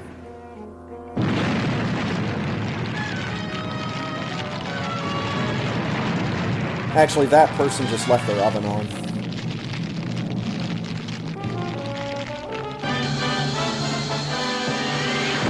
Oh! The accuracy on these fireballs.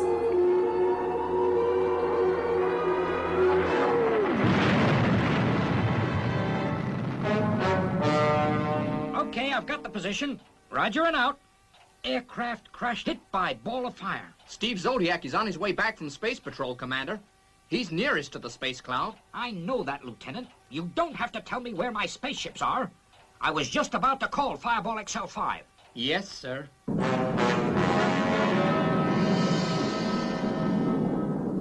Space City to Fireball XL5. Come in, Colonel Zodiac. XL5 to Space City. What can I do for you, Commander Zero? There's a cloud drifting from space into Earth's atmosphere, Steve. I want you to analyze it. Yes, sir. But what's so special about that cloud? Gases do drift through space now and again, you know that. Why is everyone trying to tell me my job? According to the scientists, this cloud is igniting when it enters our atmosphere. So it actually rains fire. Okay, Commander, I'll get Matt onto it right away. Oh, the nerve of that guy. If he wasn't the best space pilot we've got, I'd fire him. What do you make of this mysterious cloud, Matt? Well, I tracked it, Steve. But we can't analyze it from this distance. We've got to get nearer to Earth. Okay, let's increase our speed. Rush recklessly towards the danger. Yeah, as I thought. The cloud is a collection of gas, Steve. I'll get closer and you can collect some samples. Holy shit!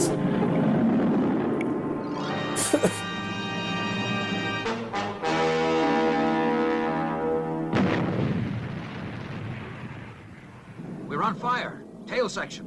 What's happened, Matt? Well, there's always some oxygen trapped in the rocket exhaust, Steve. I guess the gas found it, and bingo, it's ignited. Firing emergency retros. Take over, Robert. Keep on free float. Keep on a free float. Check inside the tail section, Matt. Right, Steve. Whatever happens, the fire mustn't reach our fuel tanks, or we'll blow up. Look, I'll get a thruster pack There's the and see what I plot. can do from the outside. Take it easy, Steve, and don't forget your oxygen pills.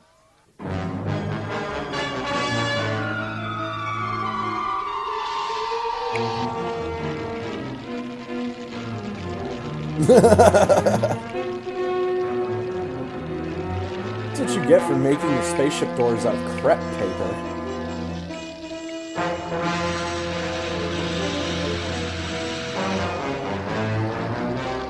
Professor Maddox. He's the only firefighter in this so far. Oh, nope, Steve's doing it. Now, these ships have a very unfortunate call sign. Especially when actual fireballs are raining down on the Earth. Okay, it's nearly out, Venus. Good work, lad. No, it's not! Check the computers. The flames have done no serious damage to the rocket propellants. He Steve wasn't seems even to be winning, spraying the too. door.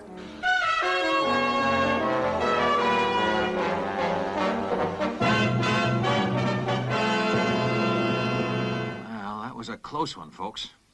Luckily, we caught the fire in time before it did too much damage. Well, And it didn't get to my proved our rum. theory, Steve.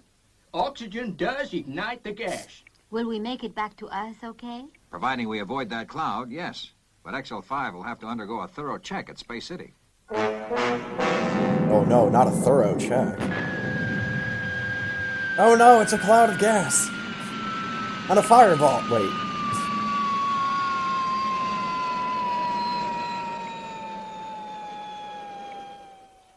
Well, you've had experience of this fireball firsthand. Now, what's Fireball. the answer? It's a tough one, Commander. If only we could find some way to enclose the main cloud before it reaches Earth's atmosphere. Yeah, I see what you mean, Steve. We could then inject oxygen into it, and it would burn itself out in space. But we'd need an enormous gas tank, and we haven't got time to build one. Venus is right. So far, we've only had particles. What's going to happen if the whole cloud decides to drift in? Earth will be one If the massive cloud plane. Got decides. it. Hey, we can use our white elephant. You remember, Matt, that giant satellite that was built here. What? You mean Skyborg 1? Oh, why, sure. It was intended to be a manned space station, but it became obsolete before it was completed. What? Don't tell me it's still in existence, Steve. That was built years ago. It was one of Commander Zero's brainwaves. Well, how about it, Commander? Is it still around? You know full well it is, Zodiac. I lost a chance of promotion through that satellite. How about it, Matt? Could we use it? What? Well, there's not much time, Steve, but it's worth a try. Okay, I'll get it out of cold storage right away. But remember, Goddamn. Professor, you've only got 12 hours at the most. That cloud won't hold off much longer. This is like the old Iron Man comics, where they just keep making up Do you think bullshit he'll ways make to it get by themselves morning, out of Steve? trouble. I hope so, Venus. He hasn't got much time. But you know, Matt, he always works best under pressure. And now let's see. The whole thing will be assembled in space, No, it's just got Yep. 2 parts. with the suction pumps and the oxygen tanks in the control compartment. I should be able to fix that cloud for good. I've asked the space stations to report on that gas cloud's movements in space, Lieutenant 90. They should come in every 10 minutes. Oh, what's wrong with these aerials? They're acting up. I guess it's time I had a new neutroni receiver fitted. Yeah, Commander.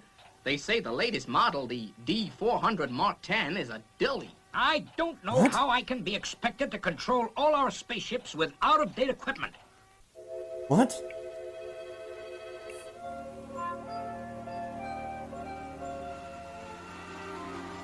Oh, it's our buddy. Okay, Venus. See you in the morning. Okay, Steve. Welcome home. Welcome home. How did Hello, Zuni. So you're awake. Good. You can help me tidy up. This place is a mess. Good night. Zuni. Space Station 9 to Space City. Cloud direction, Earth. Drift is slow. Did you get that message, Lieutenant? Yes, sir. Sounds as though we're going to have another spate of fires. We have an emergency red alert on our hands, and my receiver has to act up. Oh, God. Suffering Holy shit! The console's on fire. Put out those flames, Lieutenant, before the whole console goes up. Yes, sir.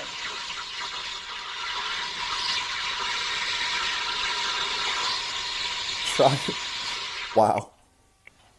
Well, guess you'll be able to have a new D400 Mark 10 receiver now, Commander.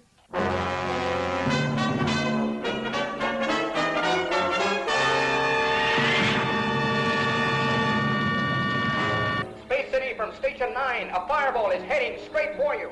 Roger, 9. Alert Space City, Lieutenant, and fast.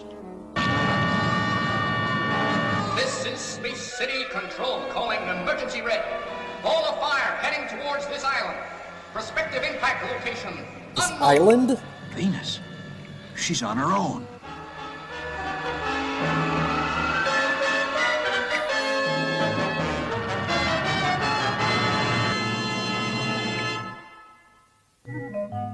I was waiting for the fireball to come in and blow up Venus's house. Oh, it's no good, Zuni. I can't just sit here. I'm going to ring Steve and get him to take me back to Space City. Oh, I'm sorry, Zuni, but I am a member of the World Space Patrol, and duty comes first.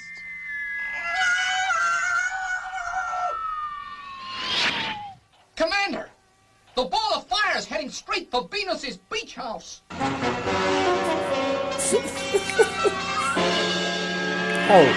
How terribly inconvenient. Oh, no.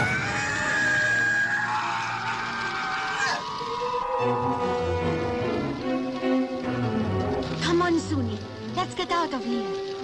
You can tell this. Oh, God. Yeah, you can tell the series is coming to a close. They're starting to burn down their Great sets. job, Zuni. The fire's all around us.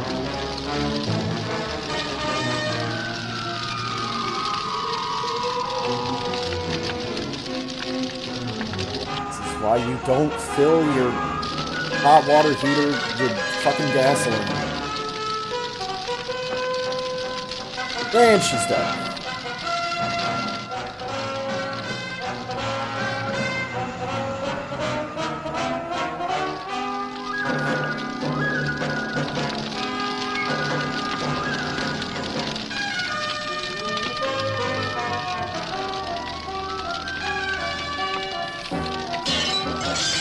Okay, now you just created a fucking backdraft.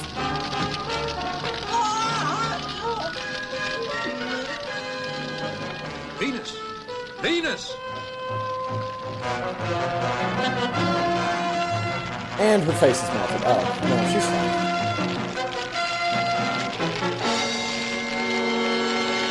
I'll throw her through the window. Oh, they could have just walked out this whole time. The camera's on fire.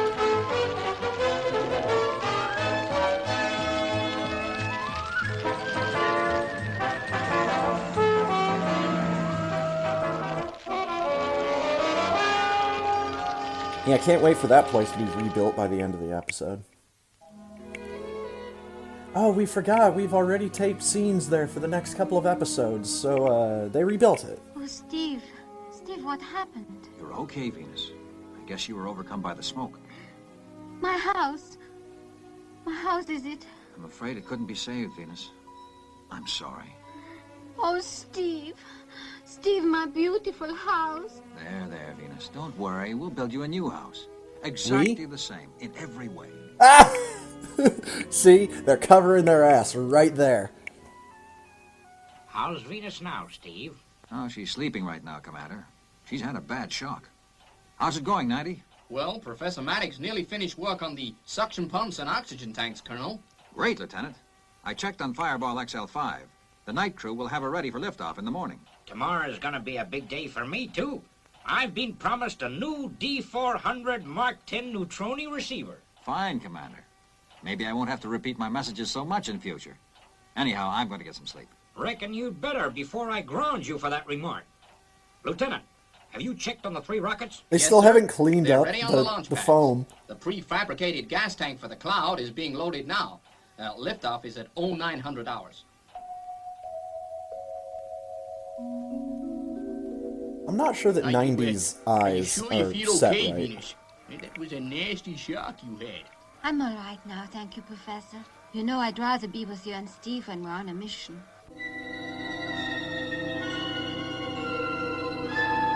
Okay, Lieutenant. Get those rockets up there.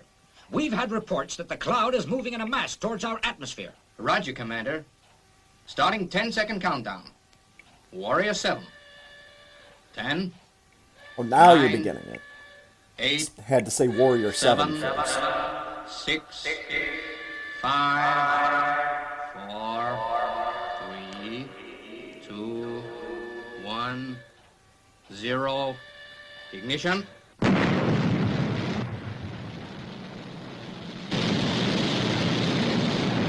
It's like Kerbal Space Program. Stand by, Trooper 2. Final 5-second countdown. 5, 4, 3, 2, 1. What is with the 0. tone of his voice during this countdown?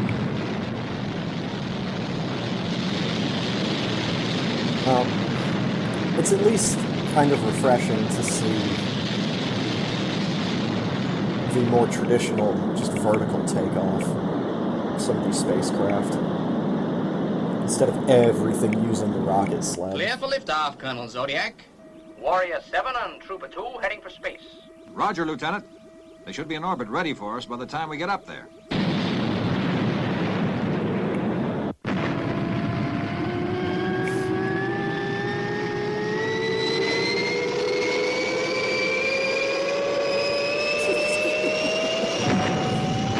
All the smoke darkening the sky behind it. So good.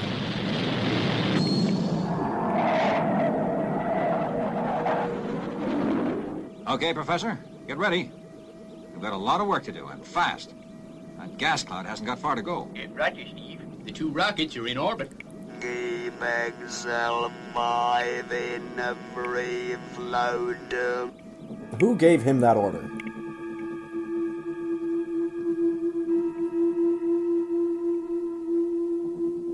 I sure wouldn't like to lift that down on Earth. Oh well, to work. What? Really? Just the 2 of these idiots in fucking 0G? Oh, 3. 3 idiots. Great.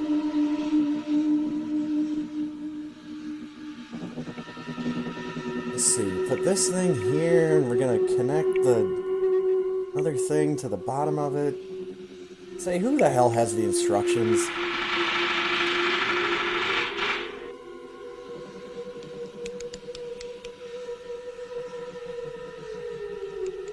Alright, step 7 is we need to find the 5 stud piece that's light gray.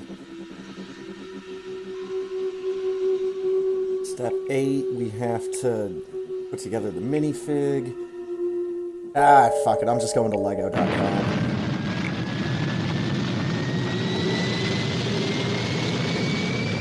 Oh, but all the little fire particles from the Prepare engine to just operate fall remote straight suction down. pumps, Matt. The cloud is approaching the sphere. What the hell is this? It's a ball! Suction pumps on, Steve. I didn't expect a ball. He's giving it the suck. They're gonna turn Mega Maid from suck to blow. It's working okay. You did a swell job on those pumps, Matt. Okay.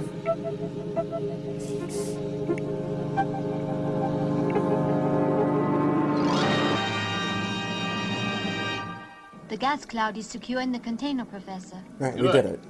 Okay, Steve. We can detonate it now. Okay. Release oxygen valves. What the, you want, Releasing don't valves you want to now. move it away Wait from for the Earth a bang. little fucking bit? Move it away from Earth a little bit. Just a little bit. Get it, like, closer to Mars or some shit. What's happened? Why hasn't it blown? I don't know, Steve. The remote control lever has been operated. Well, I guess a fuse is blown in one of the valves. Well, that means the oxygen can't get through to the gas. Oh, good. Steve, the container's being pulled back towards Earth by gravity. If it enters the atmosphere, it'll explode. Then the entire Earth will become a giant fireball. I've got to release those valves. By hand, if necessary. But Steve, that'll be suicide. You can't do it, Steve. You'd never get clear before the gas exploded. No, Steve. Please, don't do it. I've got to. Or Earth will be a raging inferno. Send Take over, Robert? Robert, and return to Sphere. Send the robot to do it? That they can just make another robot? Hello? The most advanced robot on the planet Earth, and we can't just trust him with this? Steve's nearly there, Venus.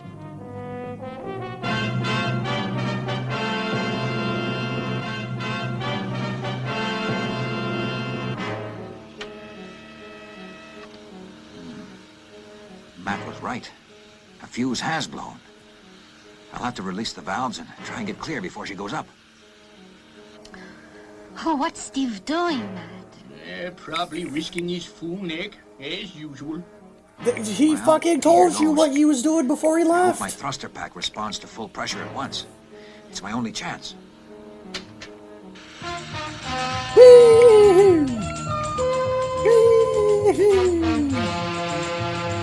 Oh, dude, you have all the time in the world. You're good. Yay! Oh, shit! Matt, Steve is being caught by the blast. Sorry about that, folks. I lost control for a minute, but I'm okay now. Oh, we're good. XL5 to Space City. Come in, Control. Receiving you loud and clear, Zodiac. Doubly clear, I might say. Hey, how come, Commander? Your neutroni receiver caught fire, didn't it? Yeah, Steve. But since you went up to get rid of that cloud, I've had a brand new D400 Mark 10 receiver fitted. Ooh. It's just great. It's fancy. I guess for the next 6 months, we'll have the commander making small talk across space. Yes, Steve. He's just like a kid with a new toy. This is Listen, Space City he started calling. already. Space City calling. Has anyone anything to report? XL19? XL27? XL30, have you anything to report? Well, someone please say something. Oh, what do you know about that? Now that I can hear them, no one's got anything to say.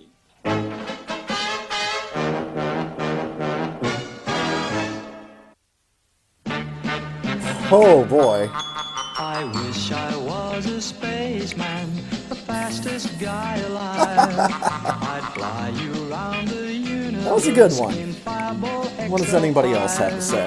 Way out in space together, conquerors of the sky. My heart would be a fireball, a fireball. Every time I gazed into your starry eyes, we'd take the path to Jupiter, and maybe very soon we'd These episodes are still... Milky Way and land upon the moon. They're still holding pretty consistent as far as quality is concerned. My heart would be a fireball. There was that one a couple weeks ago that was just, what the fuck? 'Cause you would be my Venus of the stars.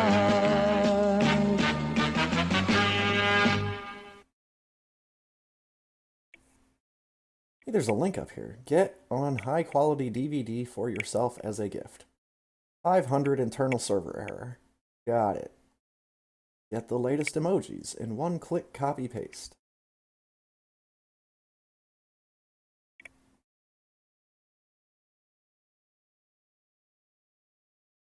All right.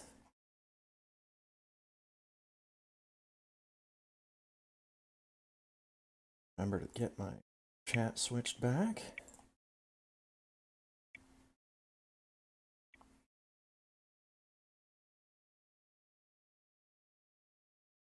That's the wrong one. There we go. This is the right one.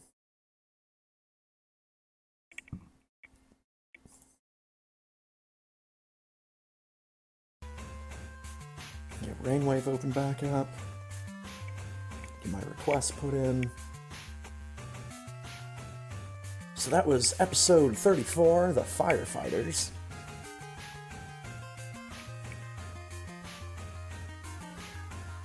Next week's episode is called Space City Special. So I'm assuming it's going to be a special that's all about Space City.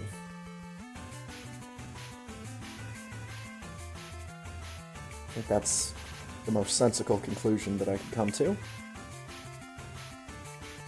Alright. Dot races. Ding. There's the Super Metroid.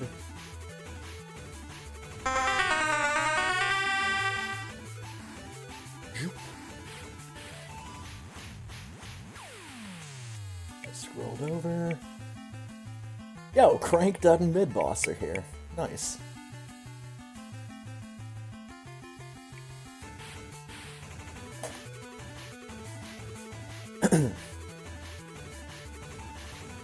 My goodness.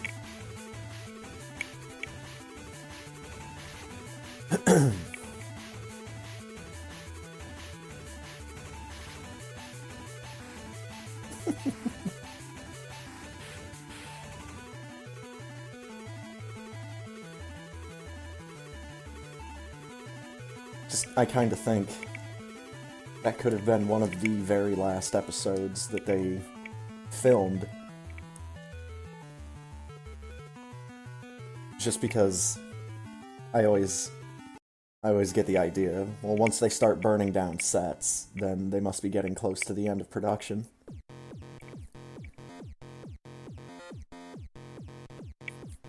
But then when he's like, don't worry, we'll build you a new house exactly the same as the other one. It's like, okay, now they're just covering their ass in case they forget that they burned this place to the ground when they're putting the show, like, episode order in place.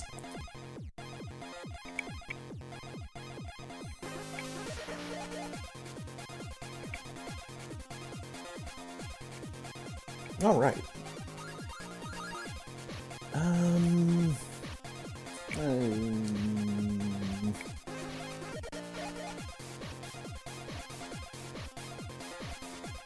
Just use...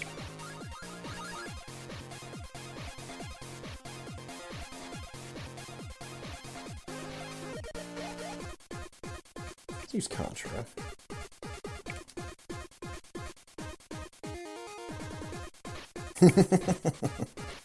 You bored again? No, just dumb.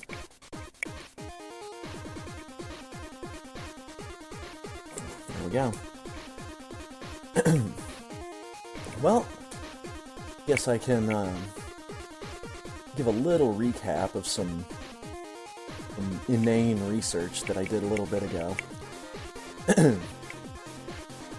It's trying to figure out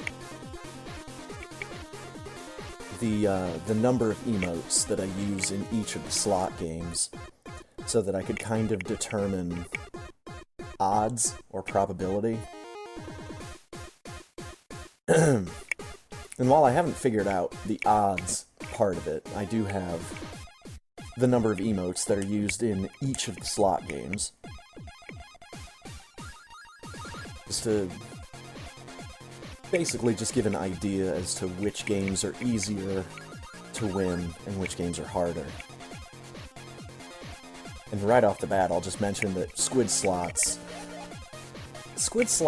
kind of doesn't count, because it has a different win condition than everything needing to be the same. That's the alternative win condition. But yeah, that one's just 4 emotes with 5 slots. But the other ones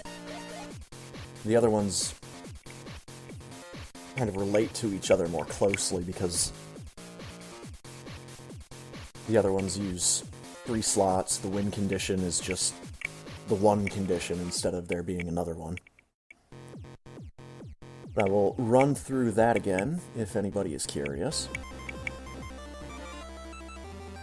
So, I'm going to try to do this in order from easiest to hardest. So we've got dog slots with 6 emotes, Kappa slots with 8, Pride slots with 10, Food slots with 11, and there's absolutely no middle ground, because then we jump right up with head slots, which, believe it or not, has 69 emotes. Did not do that on purpose. But yes, there are 69 emotes in head slots, so nice. And then regular slots has 78 emotes. And of course, slot 5, still 78 emotes, but with 5 slots instead of 3.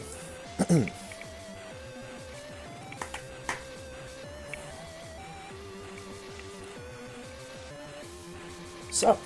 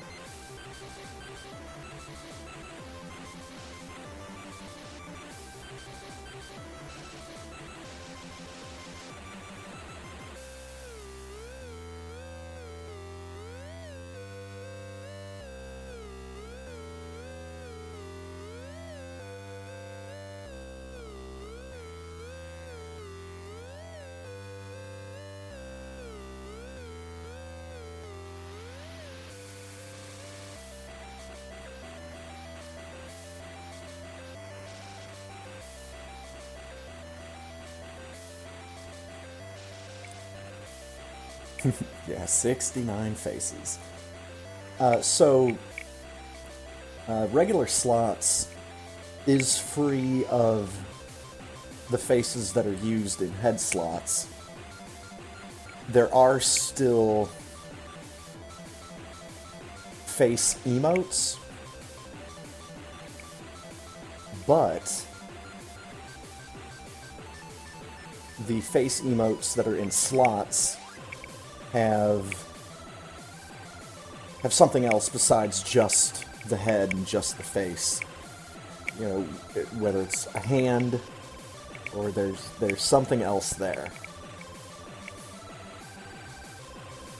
besides just the head. And that was something I wanted to clear up. I think it was like maybe a week or two before I actually made the games. I just wanted to clarify that something like Future Man, for example. You know, it's a drawing of a head, and it's got a hand. So that would, I guess, disqualify it from head slots. I wanted it to just be just heads.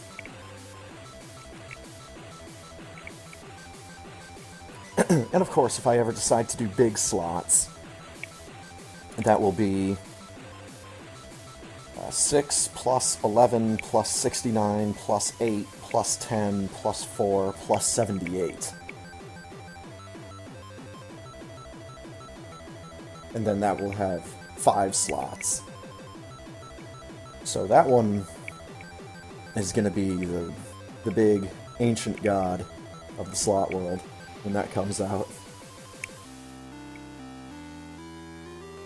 But I don't know, I kind of think that since slots, regular slots, is at 78 emotes, I think it's kind of at a good place right now. So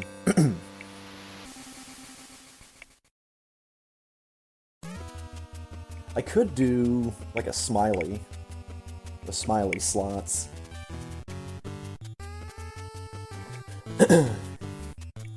Because I've already got those put onto a list for a different command.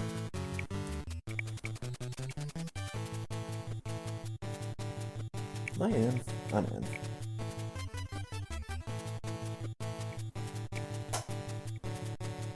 And I'm ready. Ding.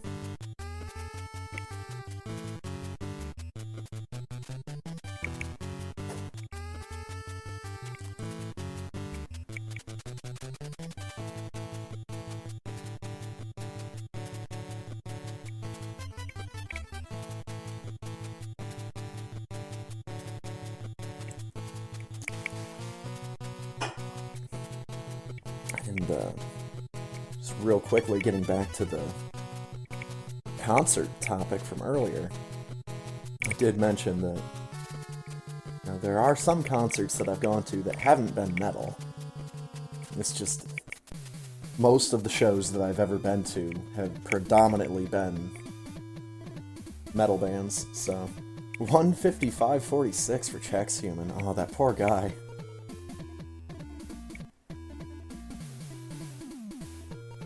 Dang, dude.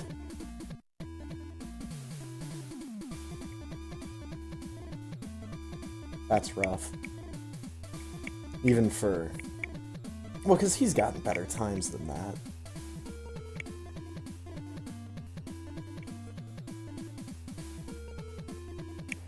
But yeah, the non-metal concerts that I've been to are definitely a lot easier to quantify because I've been to a lot less. One of them was the first concert I ever went to by a nationally known recording artist. It was just so happened to be Weird Al Yankovic.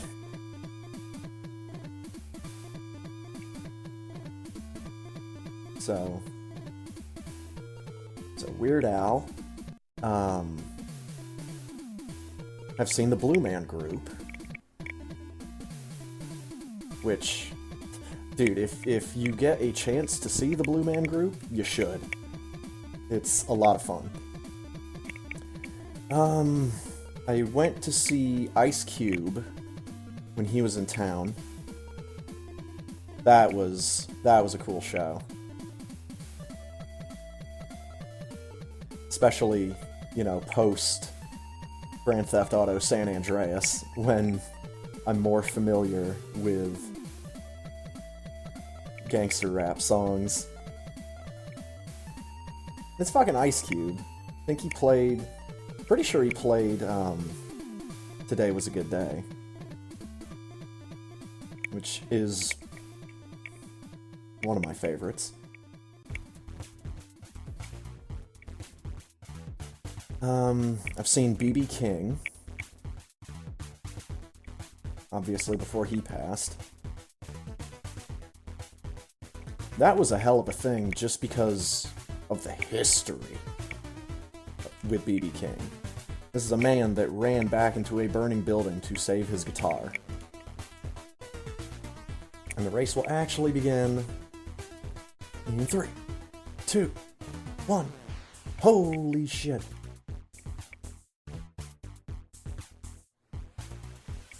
The only other non-metal concert that I can think of would be Robert Plant, who was the lead singer for Led Zeppelin, and has gone on to have, in my opinion, an amazing solo career.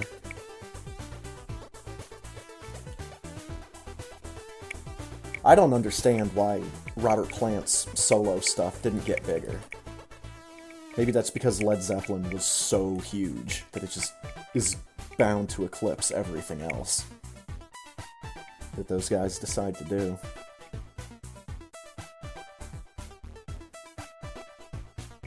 The cool thing about seeing Robert Plant was I saw him in Chicago, and they played When the Levee Breaks.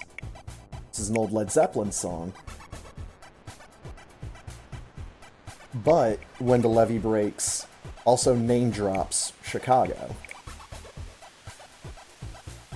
So that got a nice big reaction from the crowd in Chicago. Oh yeah, and of course there's the Tom Petty concert. The infamous Tom Petty concert. 4305.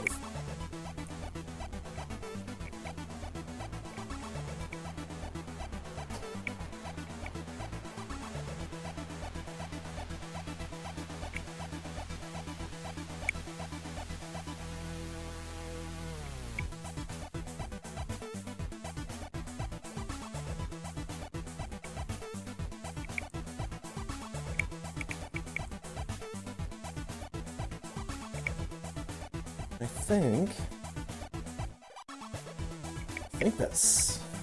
think that's it for the non-metal shows, just in general.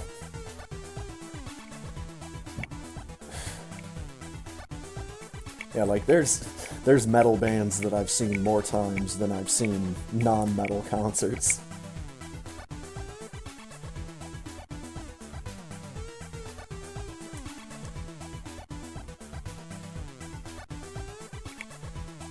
And of course, this is only just taking into account the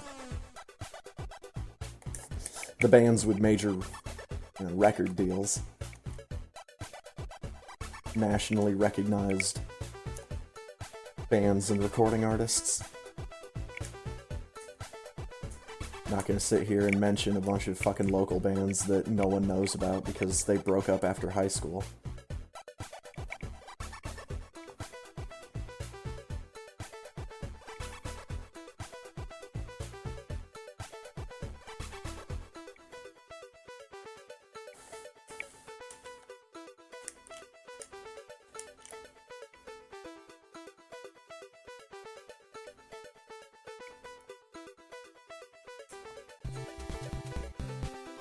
funny thing is about the Ice Cube concert that I went to.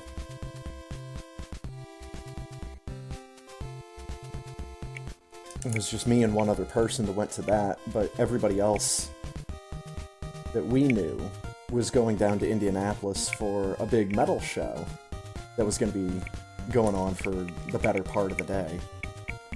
Like a festival.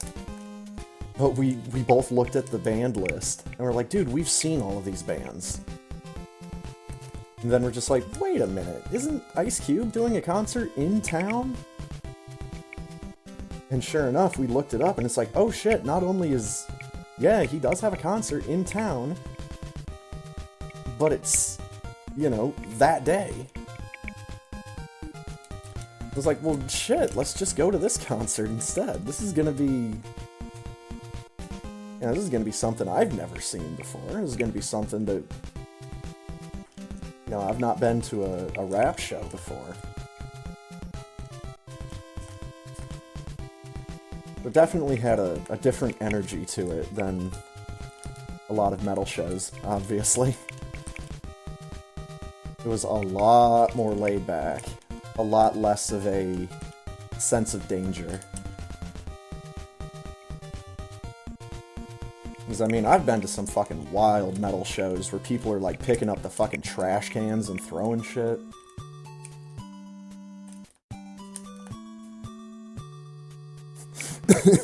There was that one Ozfest when Disturbed got fucking booed off the stage. Because everyone is just like, you fucking suck!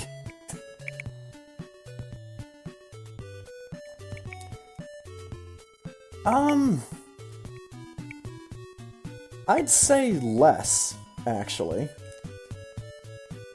But I think that's more to the point that the synthetic stuff was going around at that time. So I think if anybody was gonna try to either light up in the show or do any kind of pre-show, they would have ended up smelling like that. So I think one of the guys on stage actually said something about it.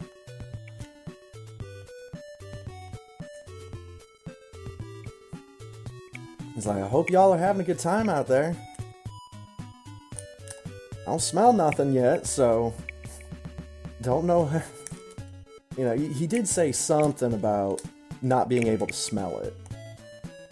But then he said, don't smoke that fake shit. That will kill you. He's like, don't you smoke that fake stuff. That shit will kill you.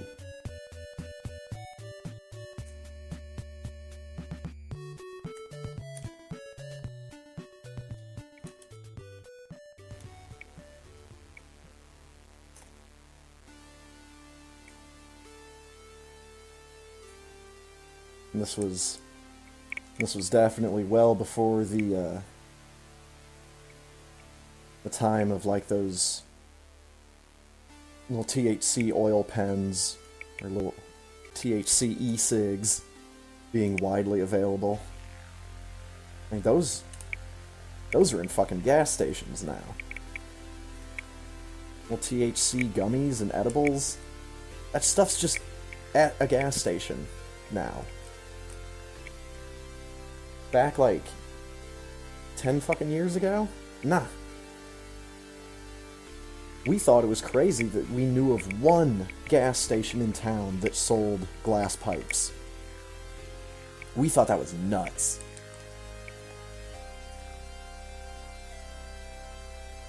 I didn't jump right. And yep, fucked it all up.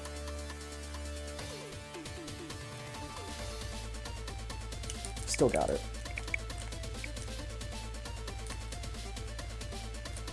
Didn't get my cute little damage boost up to the ledge, though.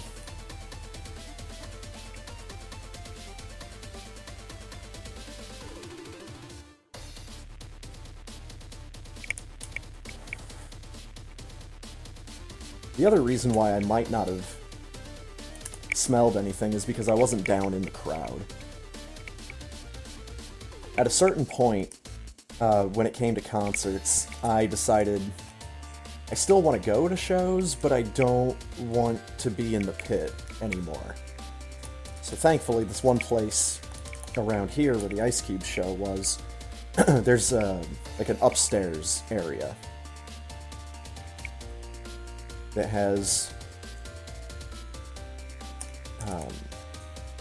windows, and there's a big long, kind of like a bar table that was right at the window, and there were chairs. And behind those chairs were, you know, like some pool tables, some like real small tables just for 2 people with 2 chairs at them. I shouldn't have jumped there. Oh well. But there was definitely a time where I was like, you know what, if I'm gonna go to this show, we are gonna sit up in the balcony, you're gonna have chairs, and if we want to go down and interact, then we have that option. But I'm not just gonna go down into the throng of people and just stand around.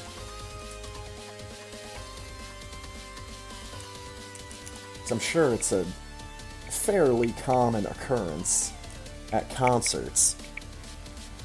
But when you get that many people together, and they're that close in, and that, like, on top of each other, the air temperature significantly changes. And you can't get a breath of anything but hot air. Because you're just around so many other fucking people. And that would fuck with me. Is not being able to get a breath of cool air. And I'd always end up getting really lightheaded and came close to passing out a time or two. It's just through sheer force of being stupid that I didn't.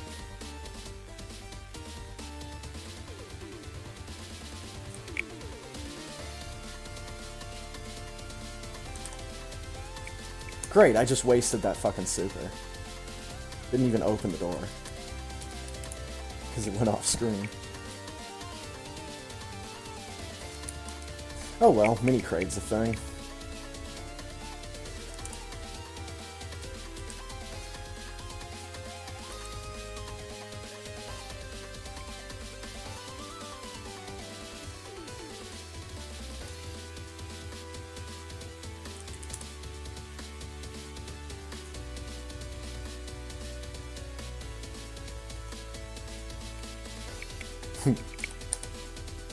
The one story that I've got from the 2005 Ozfest that my brother and I drove down to Tennessee for. We were just sitting in the lawn by the main stage. Yeah, just sitting on a big grass hill. Just kind of chilling.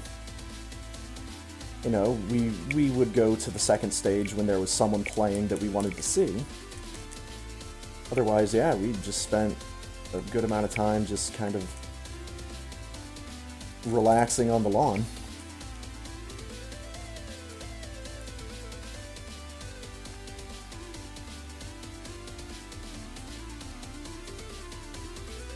But then, you know, we're just sitting out in the middle of nowhere, and people would be passing by us, but there was one guy. He walked by us, and he flicked something at me. I, like, real vividly remember he flicked something at me. I was just like, the hell? What the fuck, dude? Why are you gonna just, like, flick something at me? But before I could even get that thought out, I looked down at my lap. He had flicked half a fucking joint to me.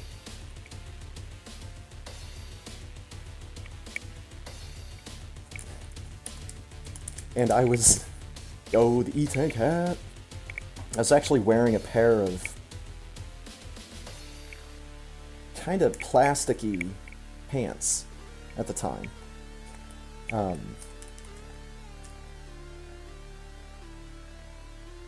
Like maybe nylon, maybe not nylon.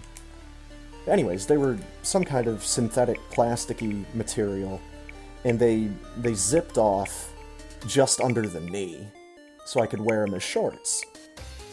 And if it got cold that night, I would pull the zipped off bottoms of the pant legs out, and I'd put them back on, and I'd be wearing pants again. Well, the reason that's important is because when he flicked the joint at me, the half a joint, it actually started to burn a little hole through my pants in the lap. And thankfully I saw it and, you know, moved it.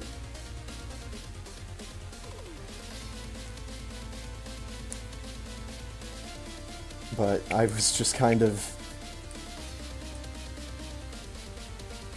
surprised that someone would just like, boop, there you go, have that. It's completely at random. And also, I'm sure this comes as no surprise for anyone involved, but when you go to a concert down in Tennessee, I should have expected this. There were so many people just wearing overalls. Like, just denim overalls. No shirt.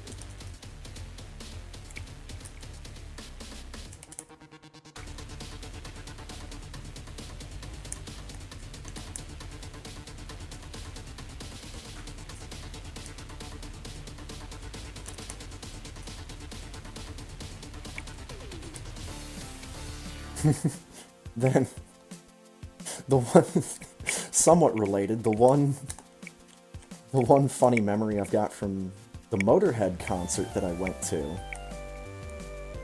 don't remember what year that was, there was a lady in the audience that came up to me and just started talking to me. No clue why. Maybe it was because I was by myself, I was just kind of sitting in a chair towards the back of the crowd, but she decided to come up to me and start talking to me. And I decided to see if I could play a trick on her. So I started kind of saying stuff to her that didn't make a whole lot of sense. And eventually she's like, "What are you talking about?" And it's like, "Oh, I'm sorry, I took some acid earlier." Got this random ass lady to believe that I was losing it on LSD in the back of some concert in Chicago.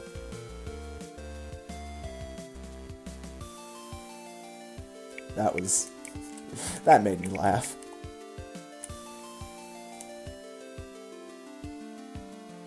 Because I was like half expecting for her to come back in a couple minutes with like event security.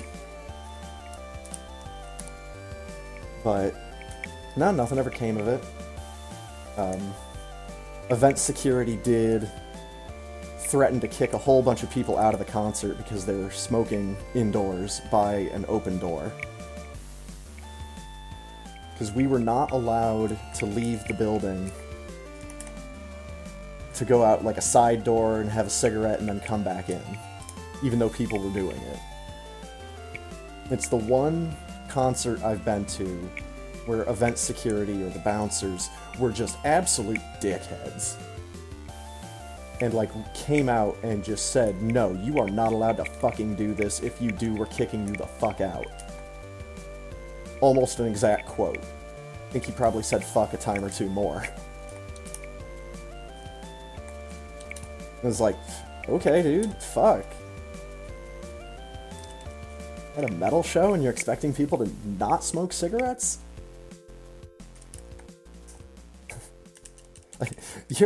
You're working a metal show and you're expecting people to not flout authority? Come on. Fucking get with it, dude.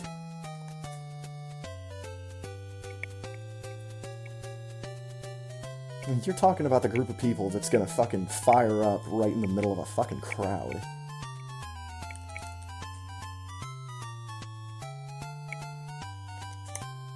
But yeah, the only time where event security was really trying to intimidate people, which I thought was just bullshit.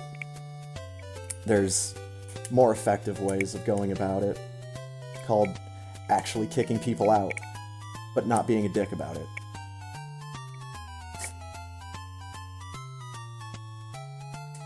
I don't know, maybe have a big-ass fucking sign that says no smoking. Maybe have an even bigger sign that says if you're caught smoking on the premises, we will throw you out.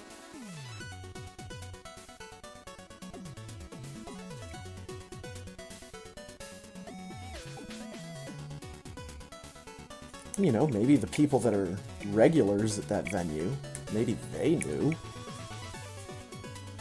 I've been to so many venues that either A, don't care, or B, will allow you to go out a side door or the front door and give you some kind of pass. Either give you a bracelet or some kind of marking on your hand, like a stamp.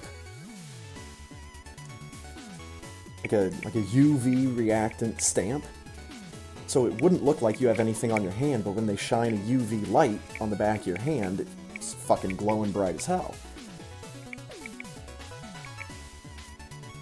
They apparently didn't feel like doing any of that at this particular concert, so they just, you know, were threatening to throw people out. To be fair, it was in a really shitty neighborhood.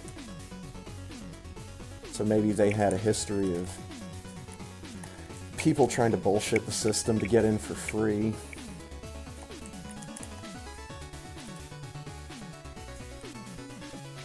Didn't take away from the show.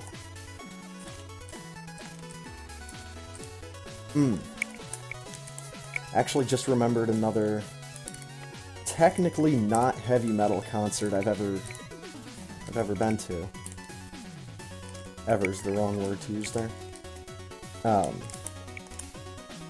yeah, I just remembered I've actually seen Van Halen. And it was one of the worst shows I've ever been to. I don't know if they were, like, too drunk to fuck, but they were real sloppy, they were way too loud, and I had a bad seat. The seat I had was basically behind a big hanging stack of speakers. So, like, I never got to see the drummer. Like, he was just always, from my angle, he was always behind the speakers.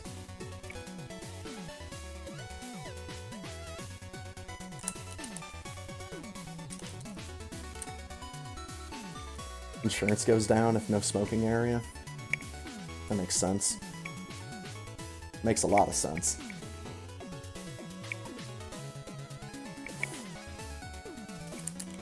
So once again, that venue was not in a great part of town.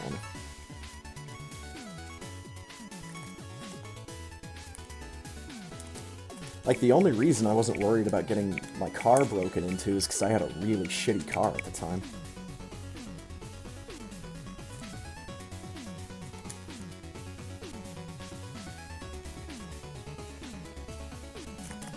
So I was, you know, pretty convinced that I was just going to blend in with all the other crappy cars in the area.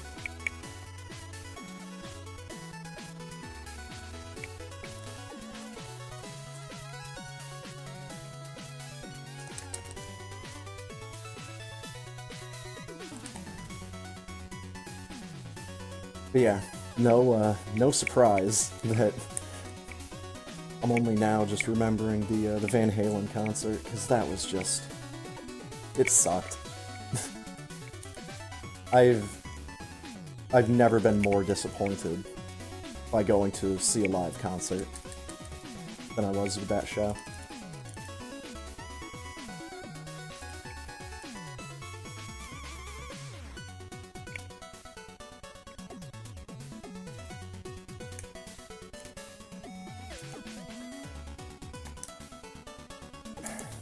Only one power bomb again.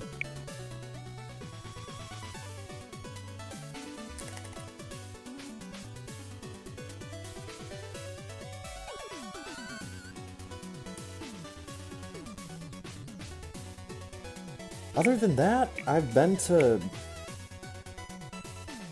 2 NBA games. I think the 2 or 3 NBA games.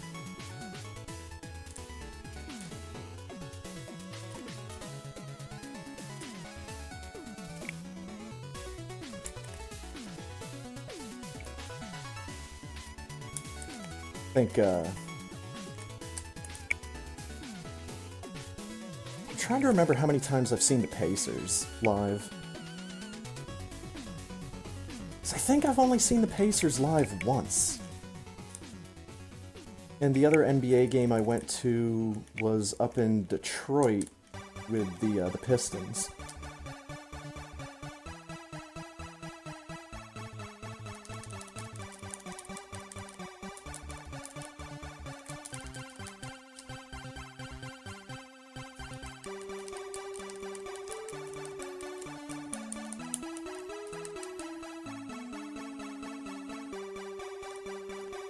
And I've been to 2 Colts games.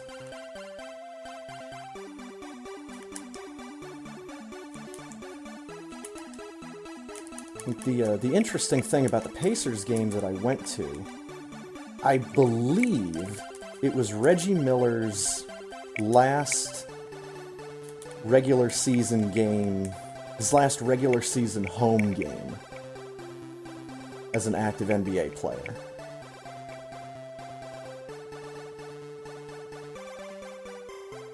So that should date that pretty solidly.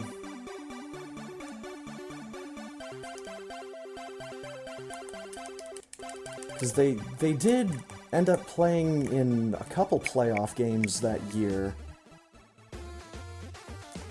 but I mean, they obviously didn't win the championship. They're the fucking Pacers. Closest we ever got was when Larry Bird was our head coach.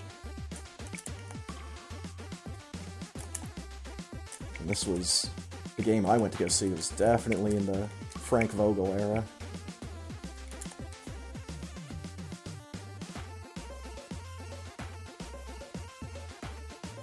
Wait, no, then that means I've seen 3 NBA games. Never mind. No, because the one when Frank Vogel was the head coach was one where someone I knew at the time had gotten free tickets.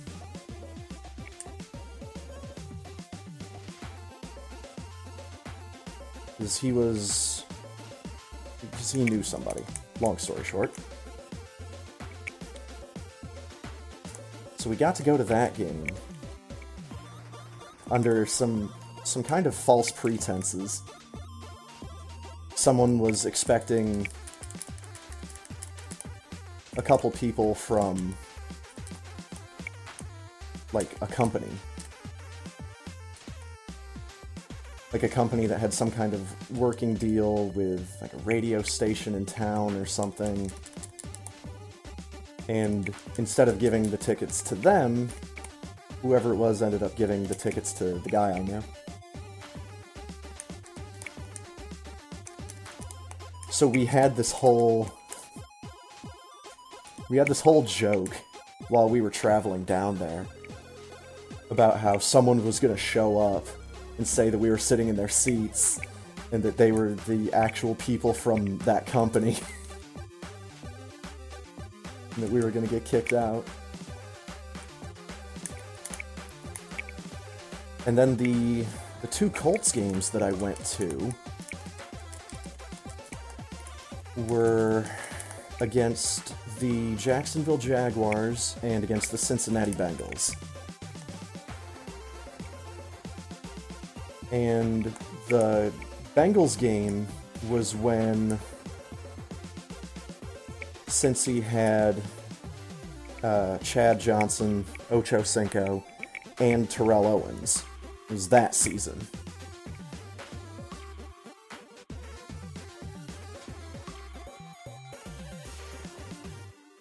And then the game against the Jaguars was when...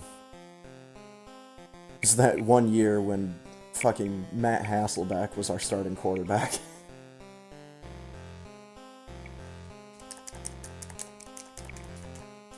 I think they were both regular season games.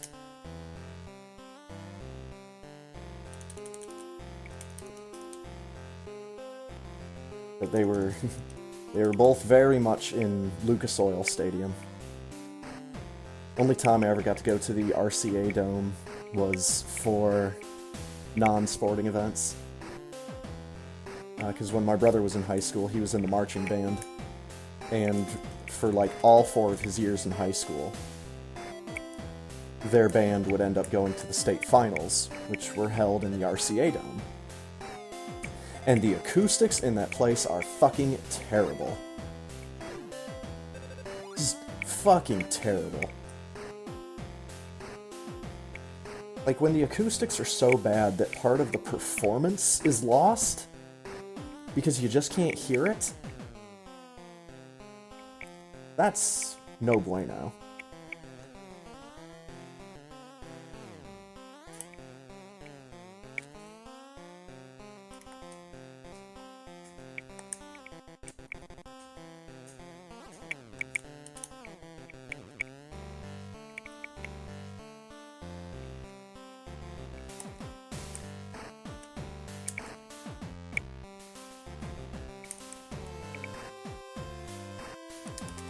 Don't think I've been to an actual NHL game. I have gone to see minor league hockey, because for a stretch of a couple years, our local minor league hockey team in town here was winning like back-to-back-to-back championships. So it was like the only hockey game I would go to that entire year. It's like, well, I know we're gonna make it to the championship game, so why don't we just go and see our guys hoist the trophy? So I've got like, I'm gonna say I've got like 3, maybe just 2, but I think I've got 3 like championship t-shirts for the local hockey team, which is kind of cool. But yeah, not like going to see the NHL during the Stanley Cup or anything. Why am I going that way? I'm playing a different part of the game. I can't get into the hole without the crab. There we go.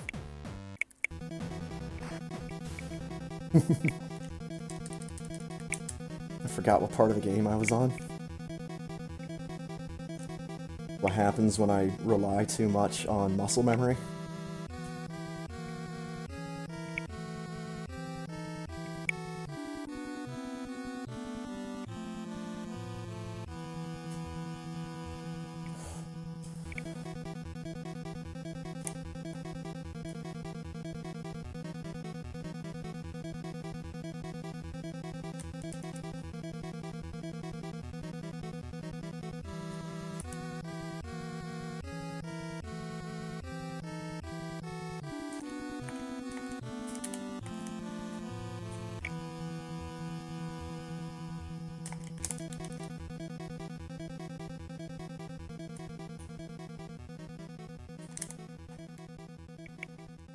And for some odd reason, this next thing kind of comes as a surprise for some people. I don't know why.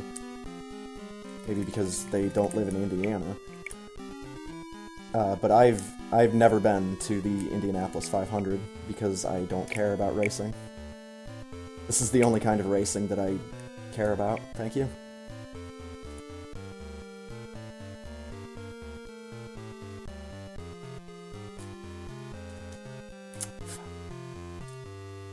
He's getting away from me.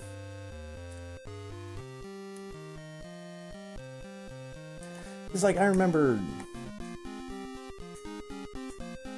I was watching something like Sports Center, and one of the anchors asked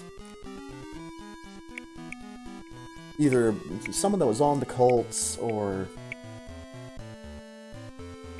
one of the other talking heads, but they were a native of Indiana, and they just point blank asked him, how can you come from Indiana and not have been to the Indy 500? And I'm like, well, because not everybody in Indiana gives a shit about car racing.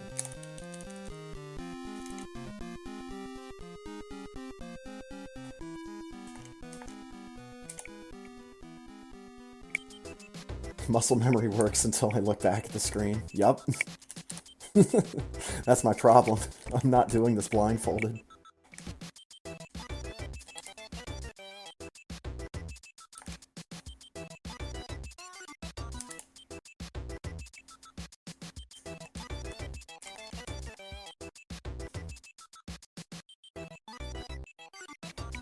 I think it was the, continuing story time. I think it was the first concert that I went to in Cleveland. And we were at this really cool venue. I don't think the venue is still there. It was called, at the time, it was called the Scene Pavilion. And then it got taken over by some other management, and then I think it might have gotten taken down. But it's in Cleveland. It's right on the river that runs through Cleveland. And it was an open-air kind of amphitheater. So we got to see these massive boats that would come through. And it was, you know, happening right behind whatever band that was playing. You know, they had like a mesh screen set up. And, you know, the band had like their flag or their logo and banner stretched across as well.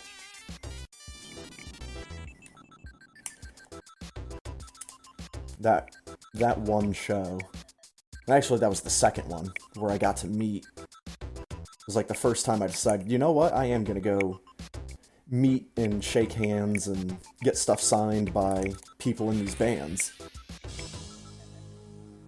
But the first one, we're leaving, and we're, you know, trying to follow our road instructions in reverse.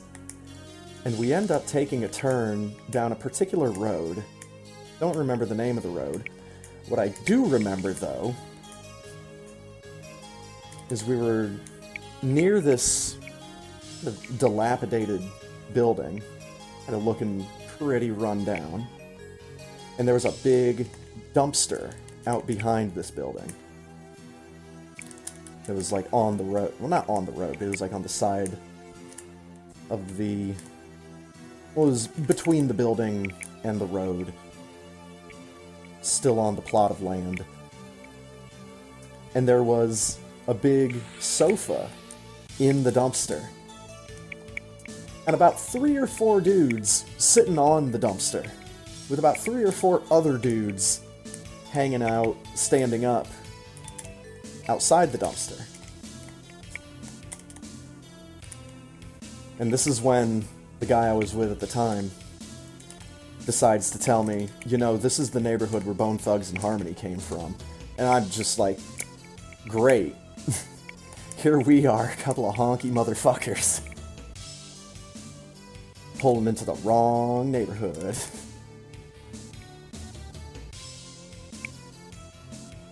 So that was pretty funny. Just seeing a bunch of dudes hanging out on a sofa in the dumpster.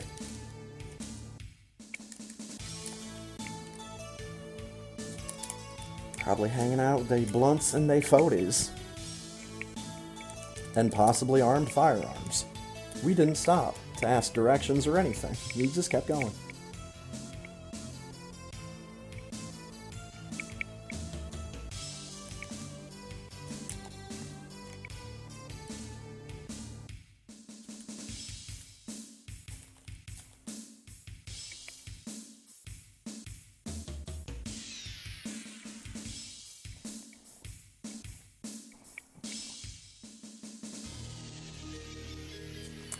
God damn it, Bill.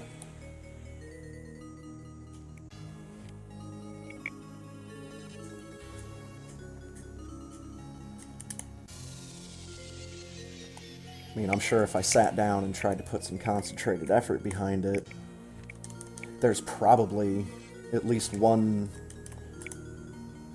humorous little small story or anecdote that comes from just about every concert I've ever been to.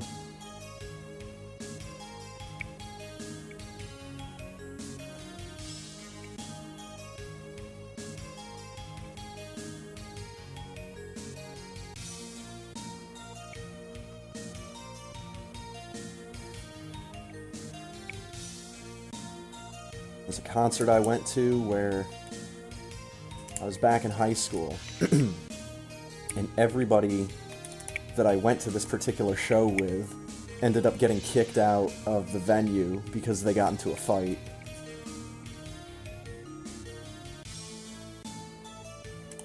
Because there was some guy that wasn't in our group that the one girl that was in our group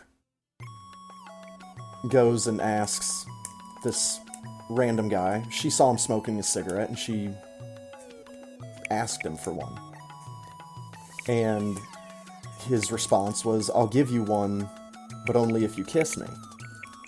I mean, she was a cute girl, but she was also very underage, and she also had a boyfriend that was in the group of people that I was with.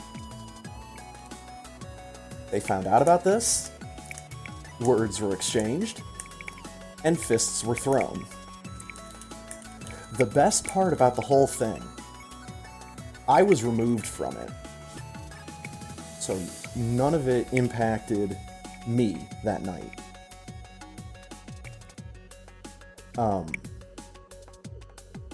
But as the cops get there to obviously break up the fight and see if there's, you know, anybody that needs either medical attention or if there's anybody that needs to get led away in handcuffs. From my memory, no one got arrested. But I was standing right at the glass door of the venue, just watching the couple of guys that we weren't with and the group that I was with, you know, talking to the cops and saying everything that was going on. And this guy comes up next to me, and he starts paying attention to what's going outside too. And then he starts making fun of the dude that got punched. The dude that asked the girl for the kiss and gave her the cigarette, and the guy that one of my dudes punched in the face. He starts making fun of that guy. Like, he starts mocking him. Like, talking like he's saying something to the police. Like, "Oh man, yeah, I got hit in the face and blah blah blah." And he's like, "Well, that's what happens when you get into a fucking fight, bro." I turn around and I look at this guy. It's the lead singer for one of the local bands.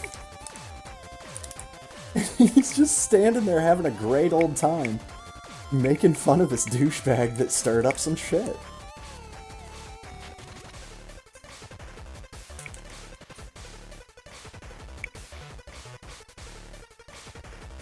And it was very obviously him, because he was a big guy. He had a goatee, kind of a long goatee that was black, but the bottom part that was hanging off of his chin was red.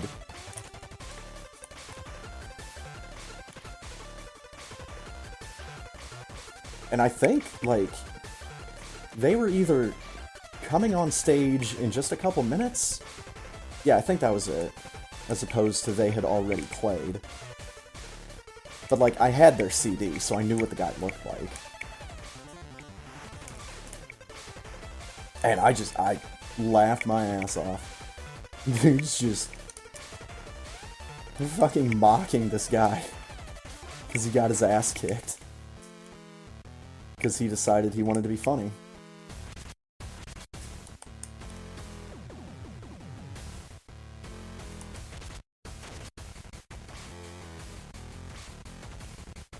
Now, if we're being 100% fair,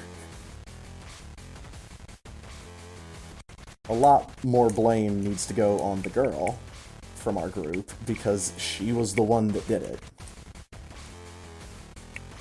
She's the one that agreed to kiss this random dude for a cigarette, so...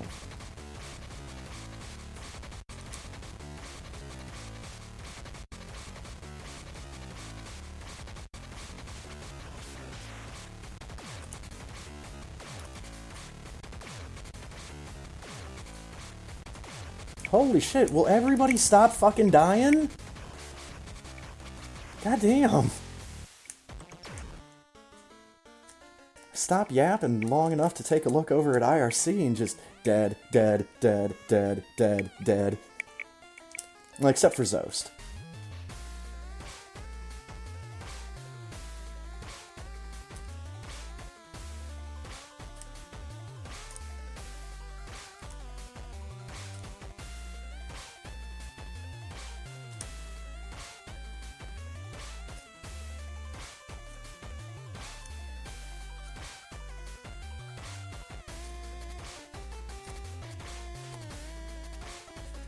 He's literally a Red Eyes Black Dragon from Yu-Gi-Oh!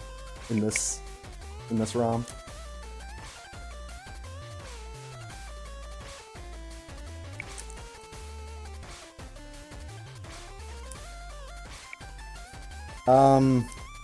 Good, because I lost count.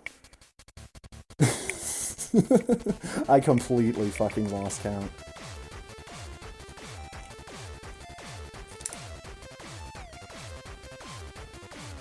Which, speaking of Yu-Gi-Oh! There was a Yu-Gi-Oh! Game that I was actually interested in trying out for a little while, and then I saw like what the meat of the gameplay actually looks like, and I'm like, oh no, this is confusing as fuck. It's Yu-Gi-Oh! Duelists of the Roses, because I thought it behaved more like an RTS. Like, I thought it was going to be like Fire Emblem, almost. This is the complete opposite of my reaction to, was it Lego Battles that was on the DS?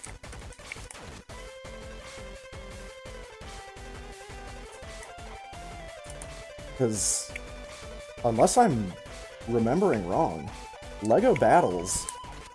I was expecting Lego Battles to be more like Advance Wars, but it's more like StarCraft, which is fucking cool. Instead of a, you know, turn-based strategy game, it was real time. I think. I'm gonna have to go back and make sure that I'm not just making shit up. But when I initially saw that, I was like, man, I'm gonna have to fucking play this at some point.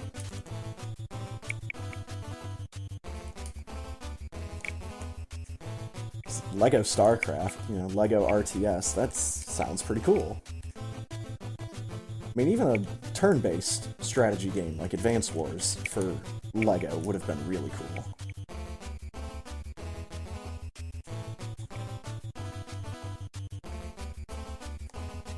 We should try reinstalling StarCraft 2, see if it actually works. Because there was a little stretch of time might have, like, my HDD might have had something to do with this, since that's the drive that it was installed on. But StarCraft just stopped working for me. Like the launcher stopped working. Now maybe the StarCraft launcher isn't compatible with Windows 7 anymore, since Windows 7 is done. You know, they're no longer updating it. But anytime Windows Update tries to update me to 10, it's just like, nope, can't do it. I'm alive, Zost. I'm gonna beat the game. Just you watch. I fucking dare you to come watch.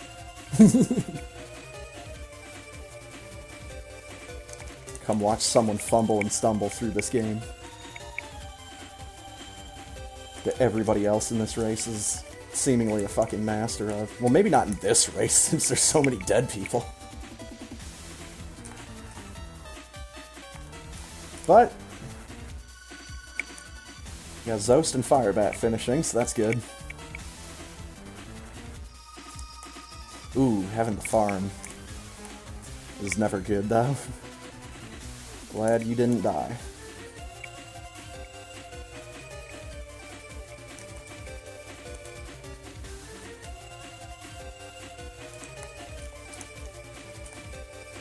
But I mean,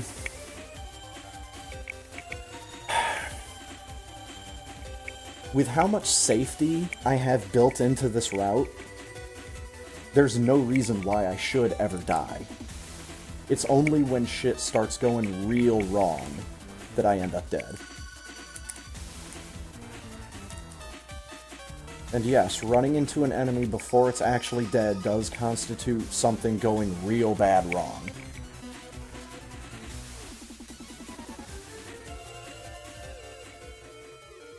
Yo! Damn it, missed the jump.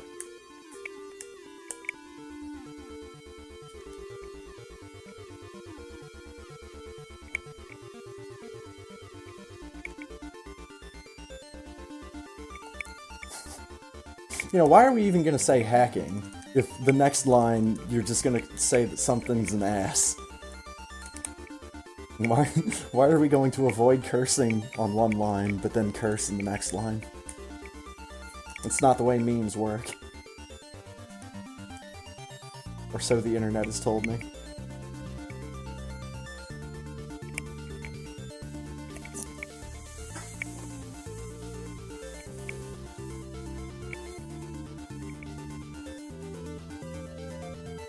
Let's do a dot entrance of my own.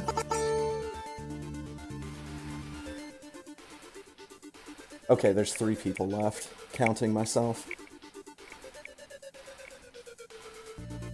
Yep. Sinan's one of them. Sinan? Sinan? Who knows?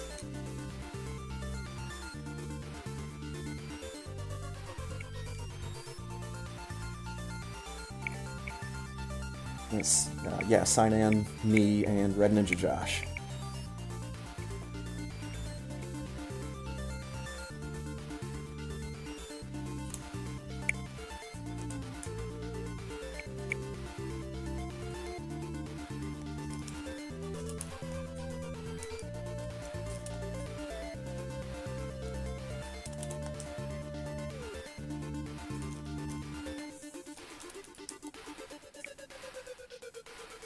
Long I sound? Okay, sign in. That's kind of what I figured. Because that's the way the color is pronounced.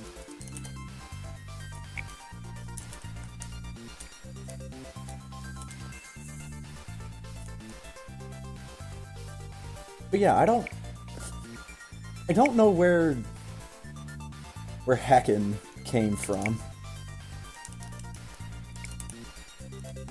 I'm just gonna assume it's from some kid playing Fortnite trying to be edgy, but not actually being able to curse because his mom's in the same room.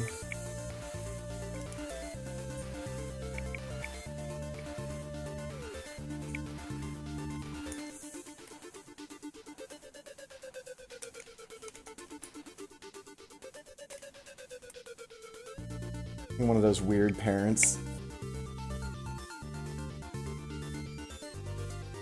Just lets their kids say whatever. I'd like to think that I came up in the generation of, with a generation of parents that didn't want their kids to even say something that sounded like a curse word. Again, I know that's supposed to be blood.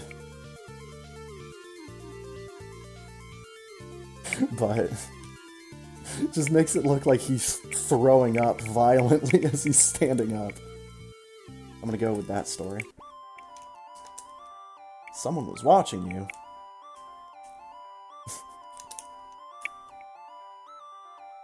Someone's usually watching you. It's not always me.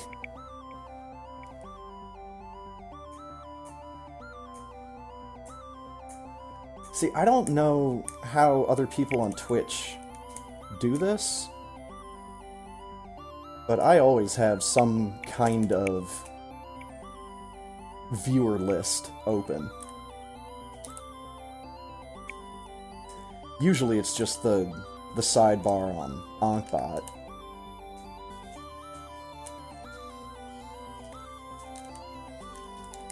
And that's how I can see all the fucking bots. Even though, like, the viewer count that's up in the top bar, title bar of Ankbot, shows that I've got 0 viewers. It's like, yeah, but I've got 3 fucking bots hanging out in my channel. There's 3rd place for Sign-In. I'm not gonna try to pronounce the second part of their name.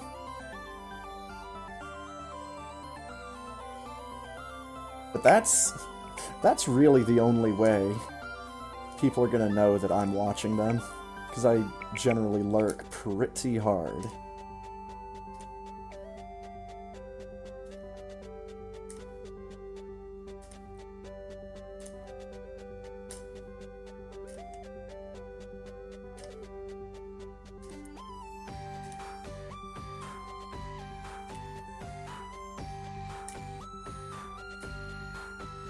That should be it.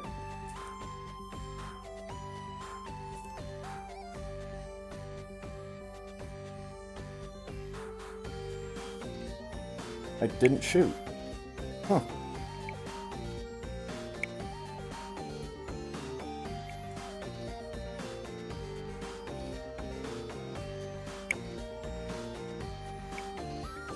Ah, I see.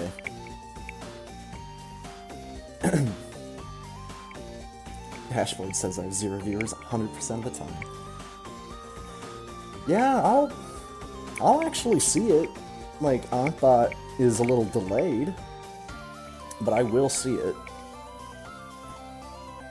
Also, IRC used to have a pop-up window anytime someone would host me or someone would raid me or anything, and it just doesn't do that anymore. So, whatevs on that front.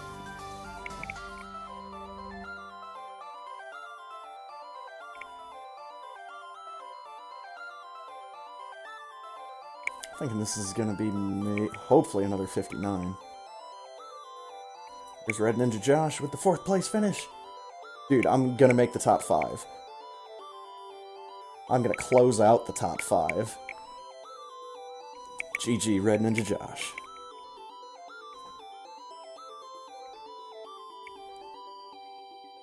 And we've got a dead baby.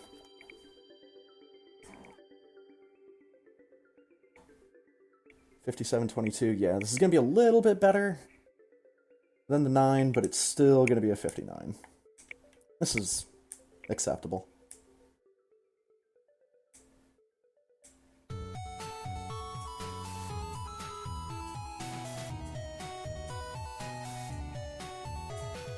Lady, just fucking die already, come on. I don't even know if she launched a single attack. Frame the frames! Save the frames! Save the frames! Always good when we get the chant. That's the opposite chant. This is like the people on the other side of the stadium.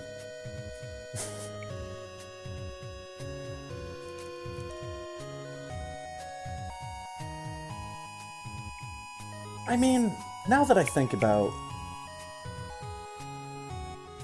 Speaking of dueling chants, I have actually been to another couple of big public gatherings of nerds. I went to... Oh god, this is ancient, but I went to a taping of WCW Thunder. Way back when that was still a thing. in the late 90s. Well, it had to have been in 98. And it was, because I've seen the episode. It's actually my first time seeing the episode since I went to the event, because everybody that I had talked to that was a wrestling fan before that show said that they were going to tape it, because I had asked them to, and none of them did. Bill? Stop dicking around. Then I went to... That was the only... Boy, I can't even say that was the only televised wrestling show that I went to. So I did go to... Yeah, episode of WCW Thunder.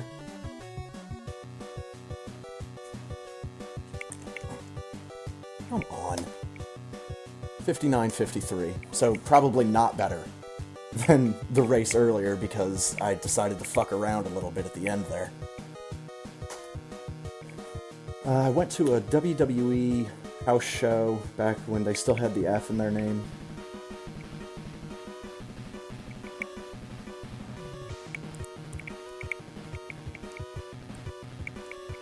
Now, back to the Thunder taping.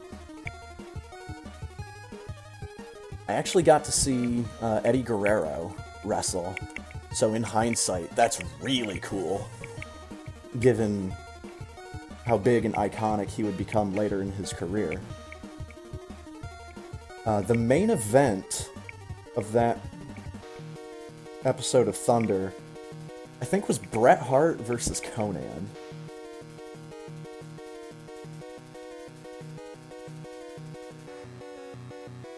And then we got a special match after the cameras went off, where we got to see the Giant, aka The Big Show, take on Diamond Dallas Page. And when DDP hit his move, the Diamond Cutter, on the Giant, it was the loudest crowd reaction I have ever fucking heard. It was so loud in that building, it hurt my fucking ears. Everybody was losing their shit.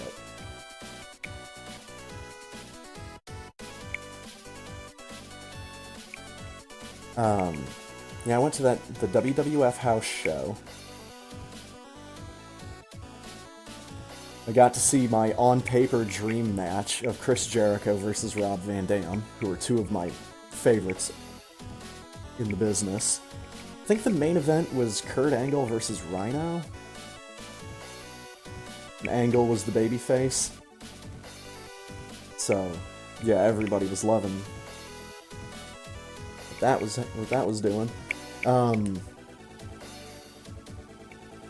in the same building that I saw the WWE house show, years later I'd see a TNA Impact Wrestling house show. Where the main event was Jeff Hardy versus AJ Styles. And this was back when Jeff Hardy was still on the Somas, and he was just fucking smacked out of his head.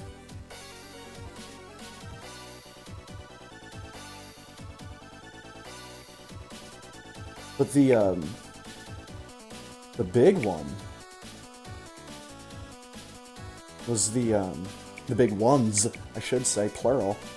I've been to a couple of Ring of Honor shows. One of the Ring of Honor shows that I went to, I have a DVD of. So I get to see myself on the DVD, which is pretty cool.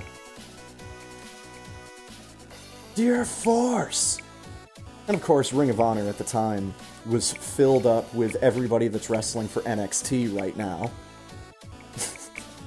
Fucking Roderick Strong, Adam Cole, Kyle O'Reilly, Bobby Fish.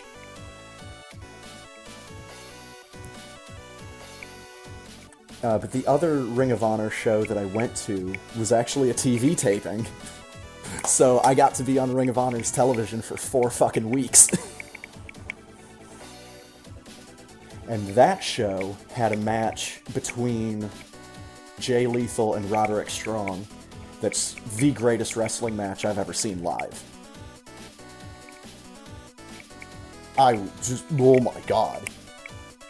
They beat the hell out of each other. Other than that, there was a little rinky-dink local show that I went to, that I got into for $1, because I brought a can of soup with me. They were collecting non-perishable food items for a food shelter, or a food kitchen, whatever, I forget the soup kitchen, whatever the actual word is for it. But they're like, yeah, if you bring a non-perishable food item with you, you get in for $1. So I got to go to some tiny-ass little wrestling show. I want to say it was in Marion, Indiana. And it was in a building that might be able to house 50 people. 50. Probably not even that much. Probably more realistically, like between 30 and 40 people could fit comfortably in that building. And that was when... that was when I got to see Tracy Smothers. And I was just, you know, applauding after his match. He was the bad guy. But I'm applauding as he's walking up the ramp and out of the room that we're in. He sees me. He locks eyes with me, sees that I'm clapping for him, and flips me off.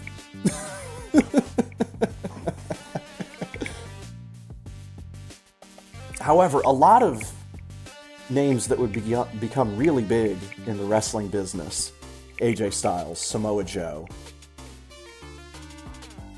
a lot of old ECW names as well, came through this little rinky-dink promotion. And it just kind of blew my mind. I was like, wait a minute, Raven wrestled here? That's so weird. Then I actually, one of the next shows there that I went to, I got to meet the wrestler known as Shark Boy. I got to shake his hand.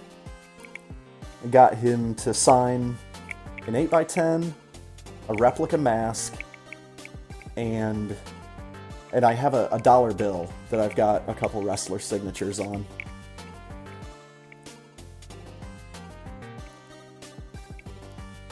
And that was pretty cool. I think the last time I went to that place, I actually got to the place during their intermission, right before the main event. So I only showed up for one match. But ECW alumni, the Sandman, was there. And if I would have reacted a little bit quicker, I was either 21 or 22 at the time, I could have gone into the ring and had a beer bash with the Sandman, where he'd just give me a can of beer, and, you know, I'd get to pour it in my mouth and spray it out everywhere. But instead, there was a dude that was a couple seats down from me. He jumped out of his chair. And, like, he jumped out of his chair and over the row of chairs that were in front of us, shot down that line of chairs, and just dove into the ring. That was the guy that... He fucked up Sandman's spot where... The thing that Sandman would do is he'd, you know, hold the can of beer up and let it fall down into his mouth. And he'd take the empty can of beer and he'd smash it into his head a couple times. This kid, I say kid, he was 21, but he didn't like do like the 3 or 4 quick light hits on his head with the can of beer. No, this dude crushed himself in the head with a can of beer. Even if it was empty, he still just whack right into his fucking head and just kind of staggered there for a second. Like, you just concussed yourself, you fucking mark.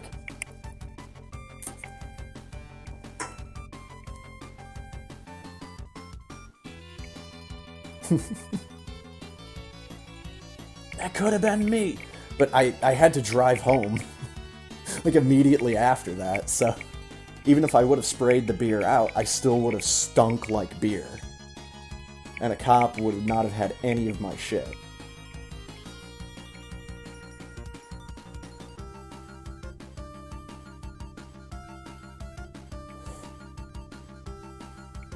This place was seriously small enough that it could have just been a garage.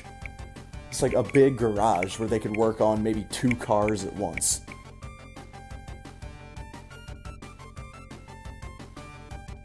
And still have, like, plenty of walking room around both the cars.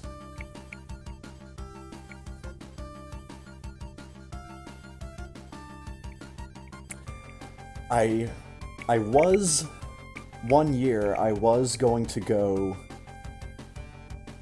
somewhere in southern Indiana to see the IWA Mid-South King of the Deathmatch tournament.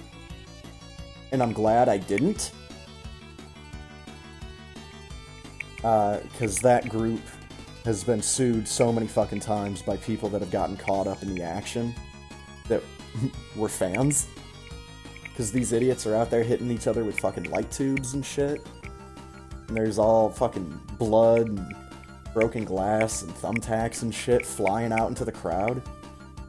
No thank you.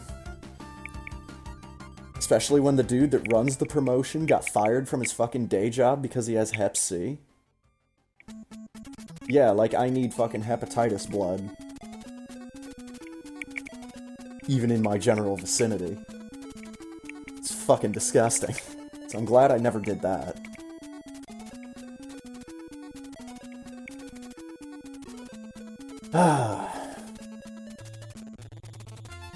Other than that, I don't really like modern wrestling. So I don't really see myself going to any wrestling shows anymore. Unless, like, New Japan Pro Wrestling decides to do something in Chicago. Or if I make some kind of event out of going to see one of their shows in New York City. But at the same time, I don't want to go back to New York City.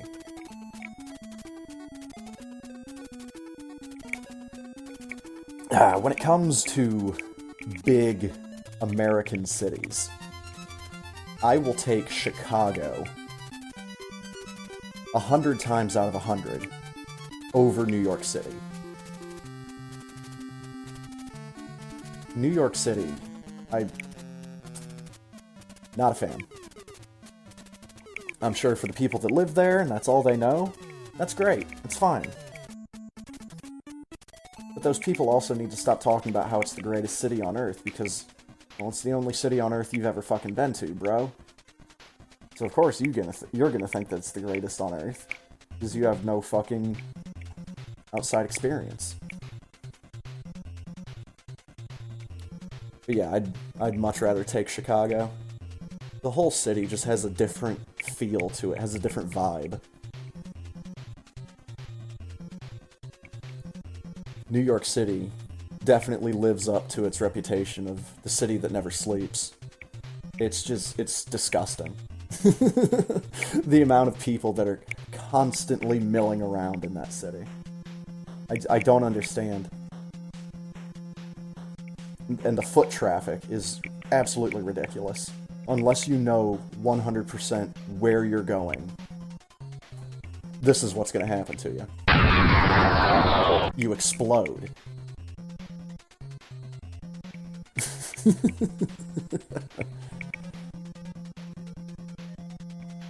And I guess, now that I've mentioned that I would rather go to Chicago than New York City, you can also extend that to those cities' preferences in pizza. I'll weigh in on that for a second, because Chicago deep dish pizza is fucking amazing. New York City pizza is utility food. It's not special. It's just always there. And it's fucking everywhere. You can just walk around in New York City and get a decent slice of pizza just about anywhere you go. But I am a big, big fan of the deep dish style of pizza, where it's almost built backwards, and it's served more like a pie than a pizza. Because it's got like a bottom crust, and it's got a top crust, and all the fillings are in the middle, topped with some cheese and sauce. A literal pizza pie. And you can only eat like 2 slices of that stuff before you're filled to the fucking brim. New York City fucking street pizza, you can have a whole large fucking 18-inch pizza and still be like, okay, where are we gonna go for garlic bread?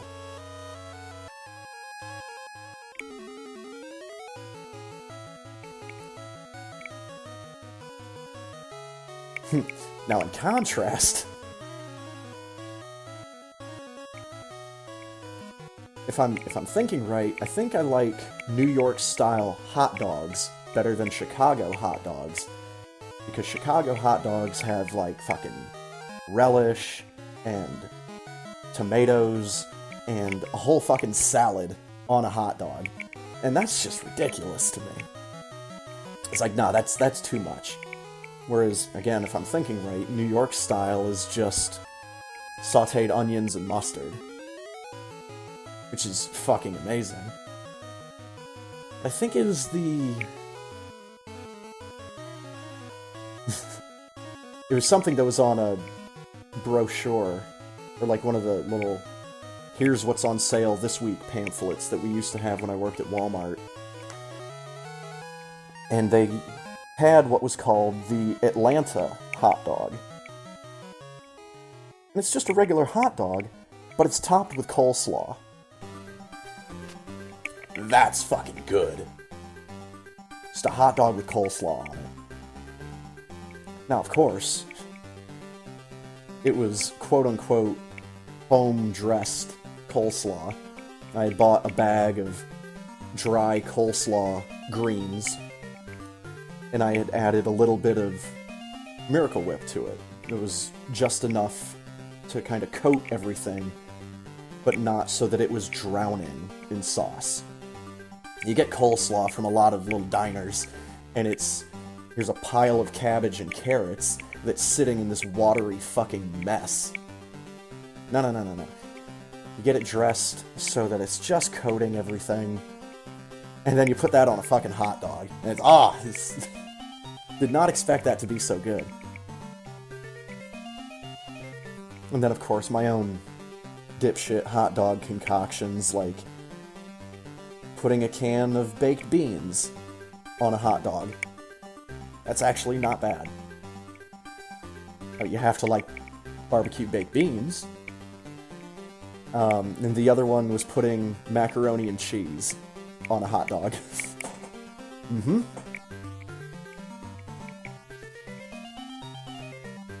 That one wasn't as good as the beans, from what I remember, but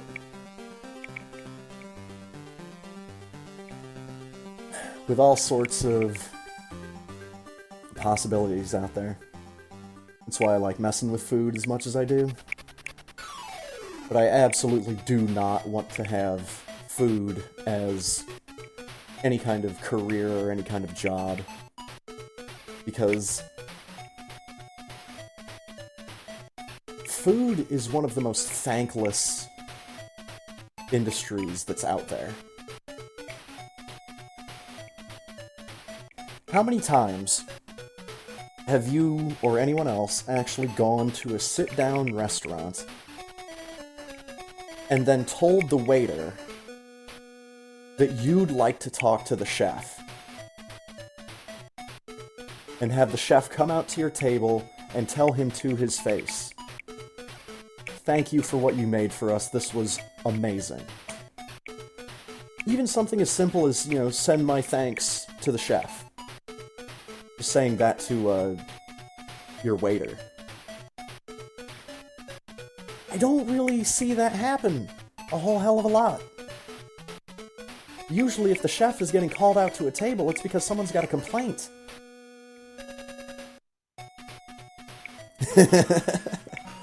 Oh yeah, and then there's the places where you could just talk directly to the dude that's making your food. That's so good. Like when I was telling Ponk about that little hamburger place, the little Slido diner that we have downtown.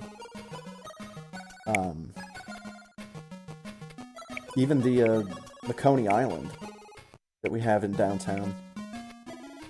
You get to talk right to the people that are making your food, and they're making your food right in fucking front of you. At that little diner, that's part of the experience. Is you go there and you see this guy make your food. And yeah, it's part of the experience. Then there's that sushi bar. That sushi place that's... I don't know how my cute little town managed to get such an amazing sushi restaurant.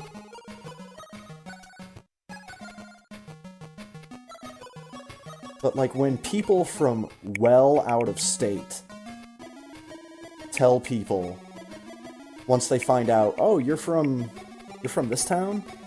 Oh, I know that town. They have that really good sushi restaurant. That's how you know they're onto something good. But yeah, you can talk directly to the guys making your sushi. It was one time. I went there with someone I knew at the time. And they decided to throw a challenge to the chefs. And from my experience, sushi chefs love being challenged. And they're like, oh, okay, we'll see ya. Like, basically, the dude just went up to the tip jar and dropped in... I don't think he dropped in $100. I think he maybe dropped in... It was over 50, but it was under 100. It was like $60 or $70. But it was a ridiculous amount of money for the tip jar. And this was before we had even sat down. And he takes out his wallet, takes out the bills. He gets the attention of the chefs. He puts all that money directly into their tip jar. And he said, let's see what you've got.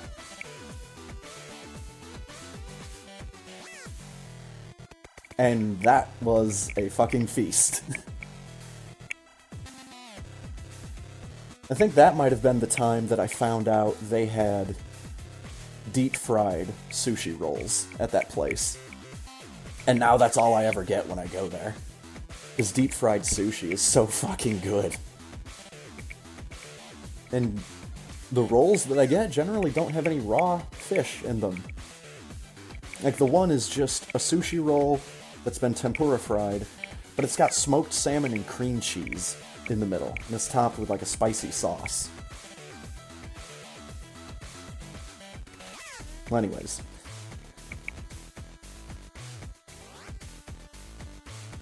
Well, we've made it to this point of the night, so that means we must have done it. We must have done it. Done. Did it. Whew. Fantastic.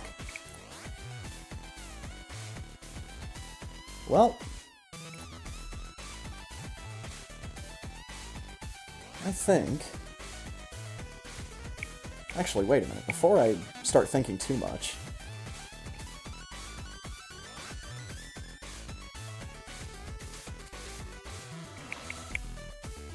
Never mind.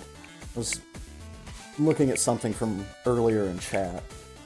I was just putting pieces together, and I was like, oh yeah, that makes sense. Anyways. I done did it a while ago. It's been yappy tonight. Fantastic. Well, alright. Big thanks to everybody from the Super Metroid races, Firebat included. Always fun, as it is each and every single week. We will be back next week with even more racers. Holy shit. More regular content. But at least for right now, that is going to do it for me. If I decide to do something later tonight, that'll be later tonight. So anyways, thanks for stopping by, thanks for hanging out, thanks for watching. And I will catch y'all next time. See ya. Bye.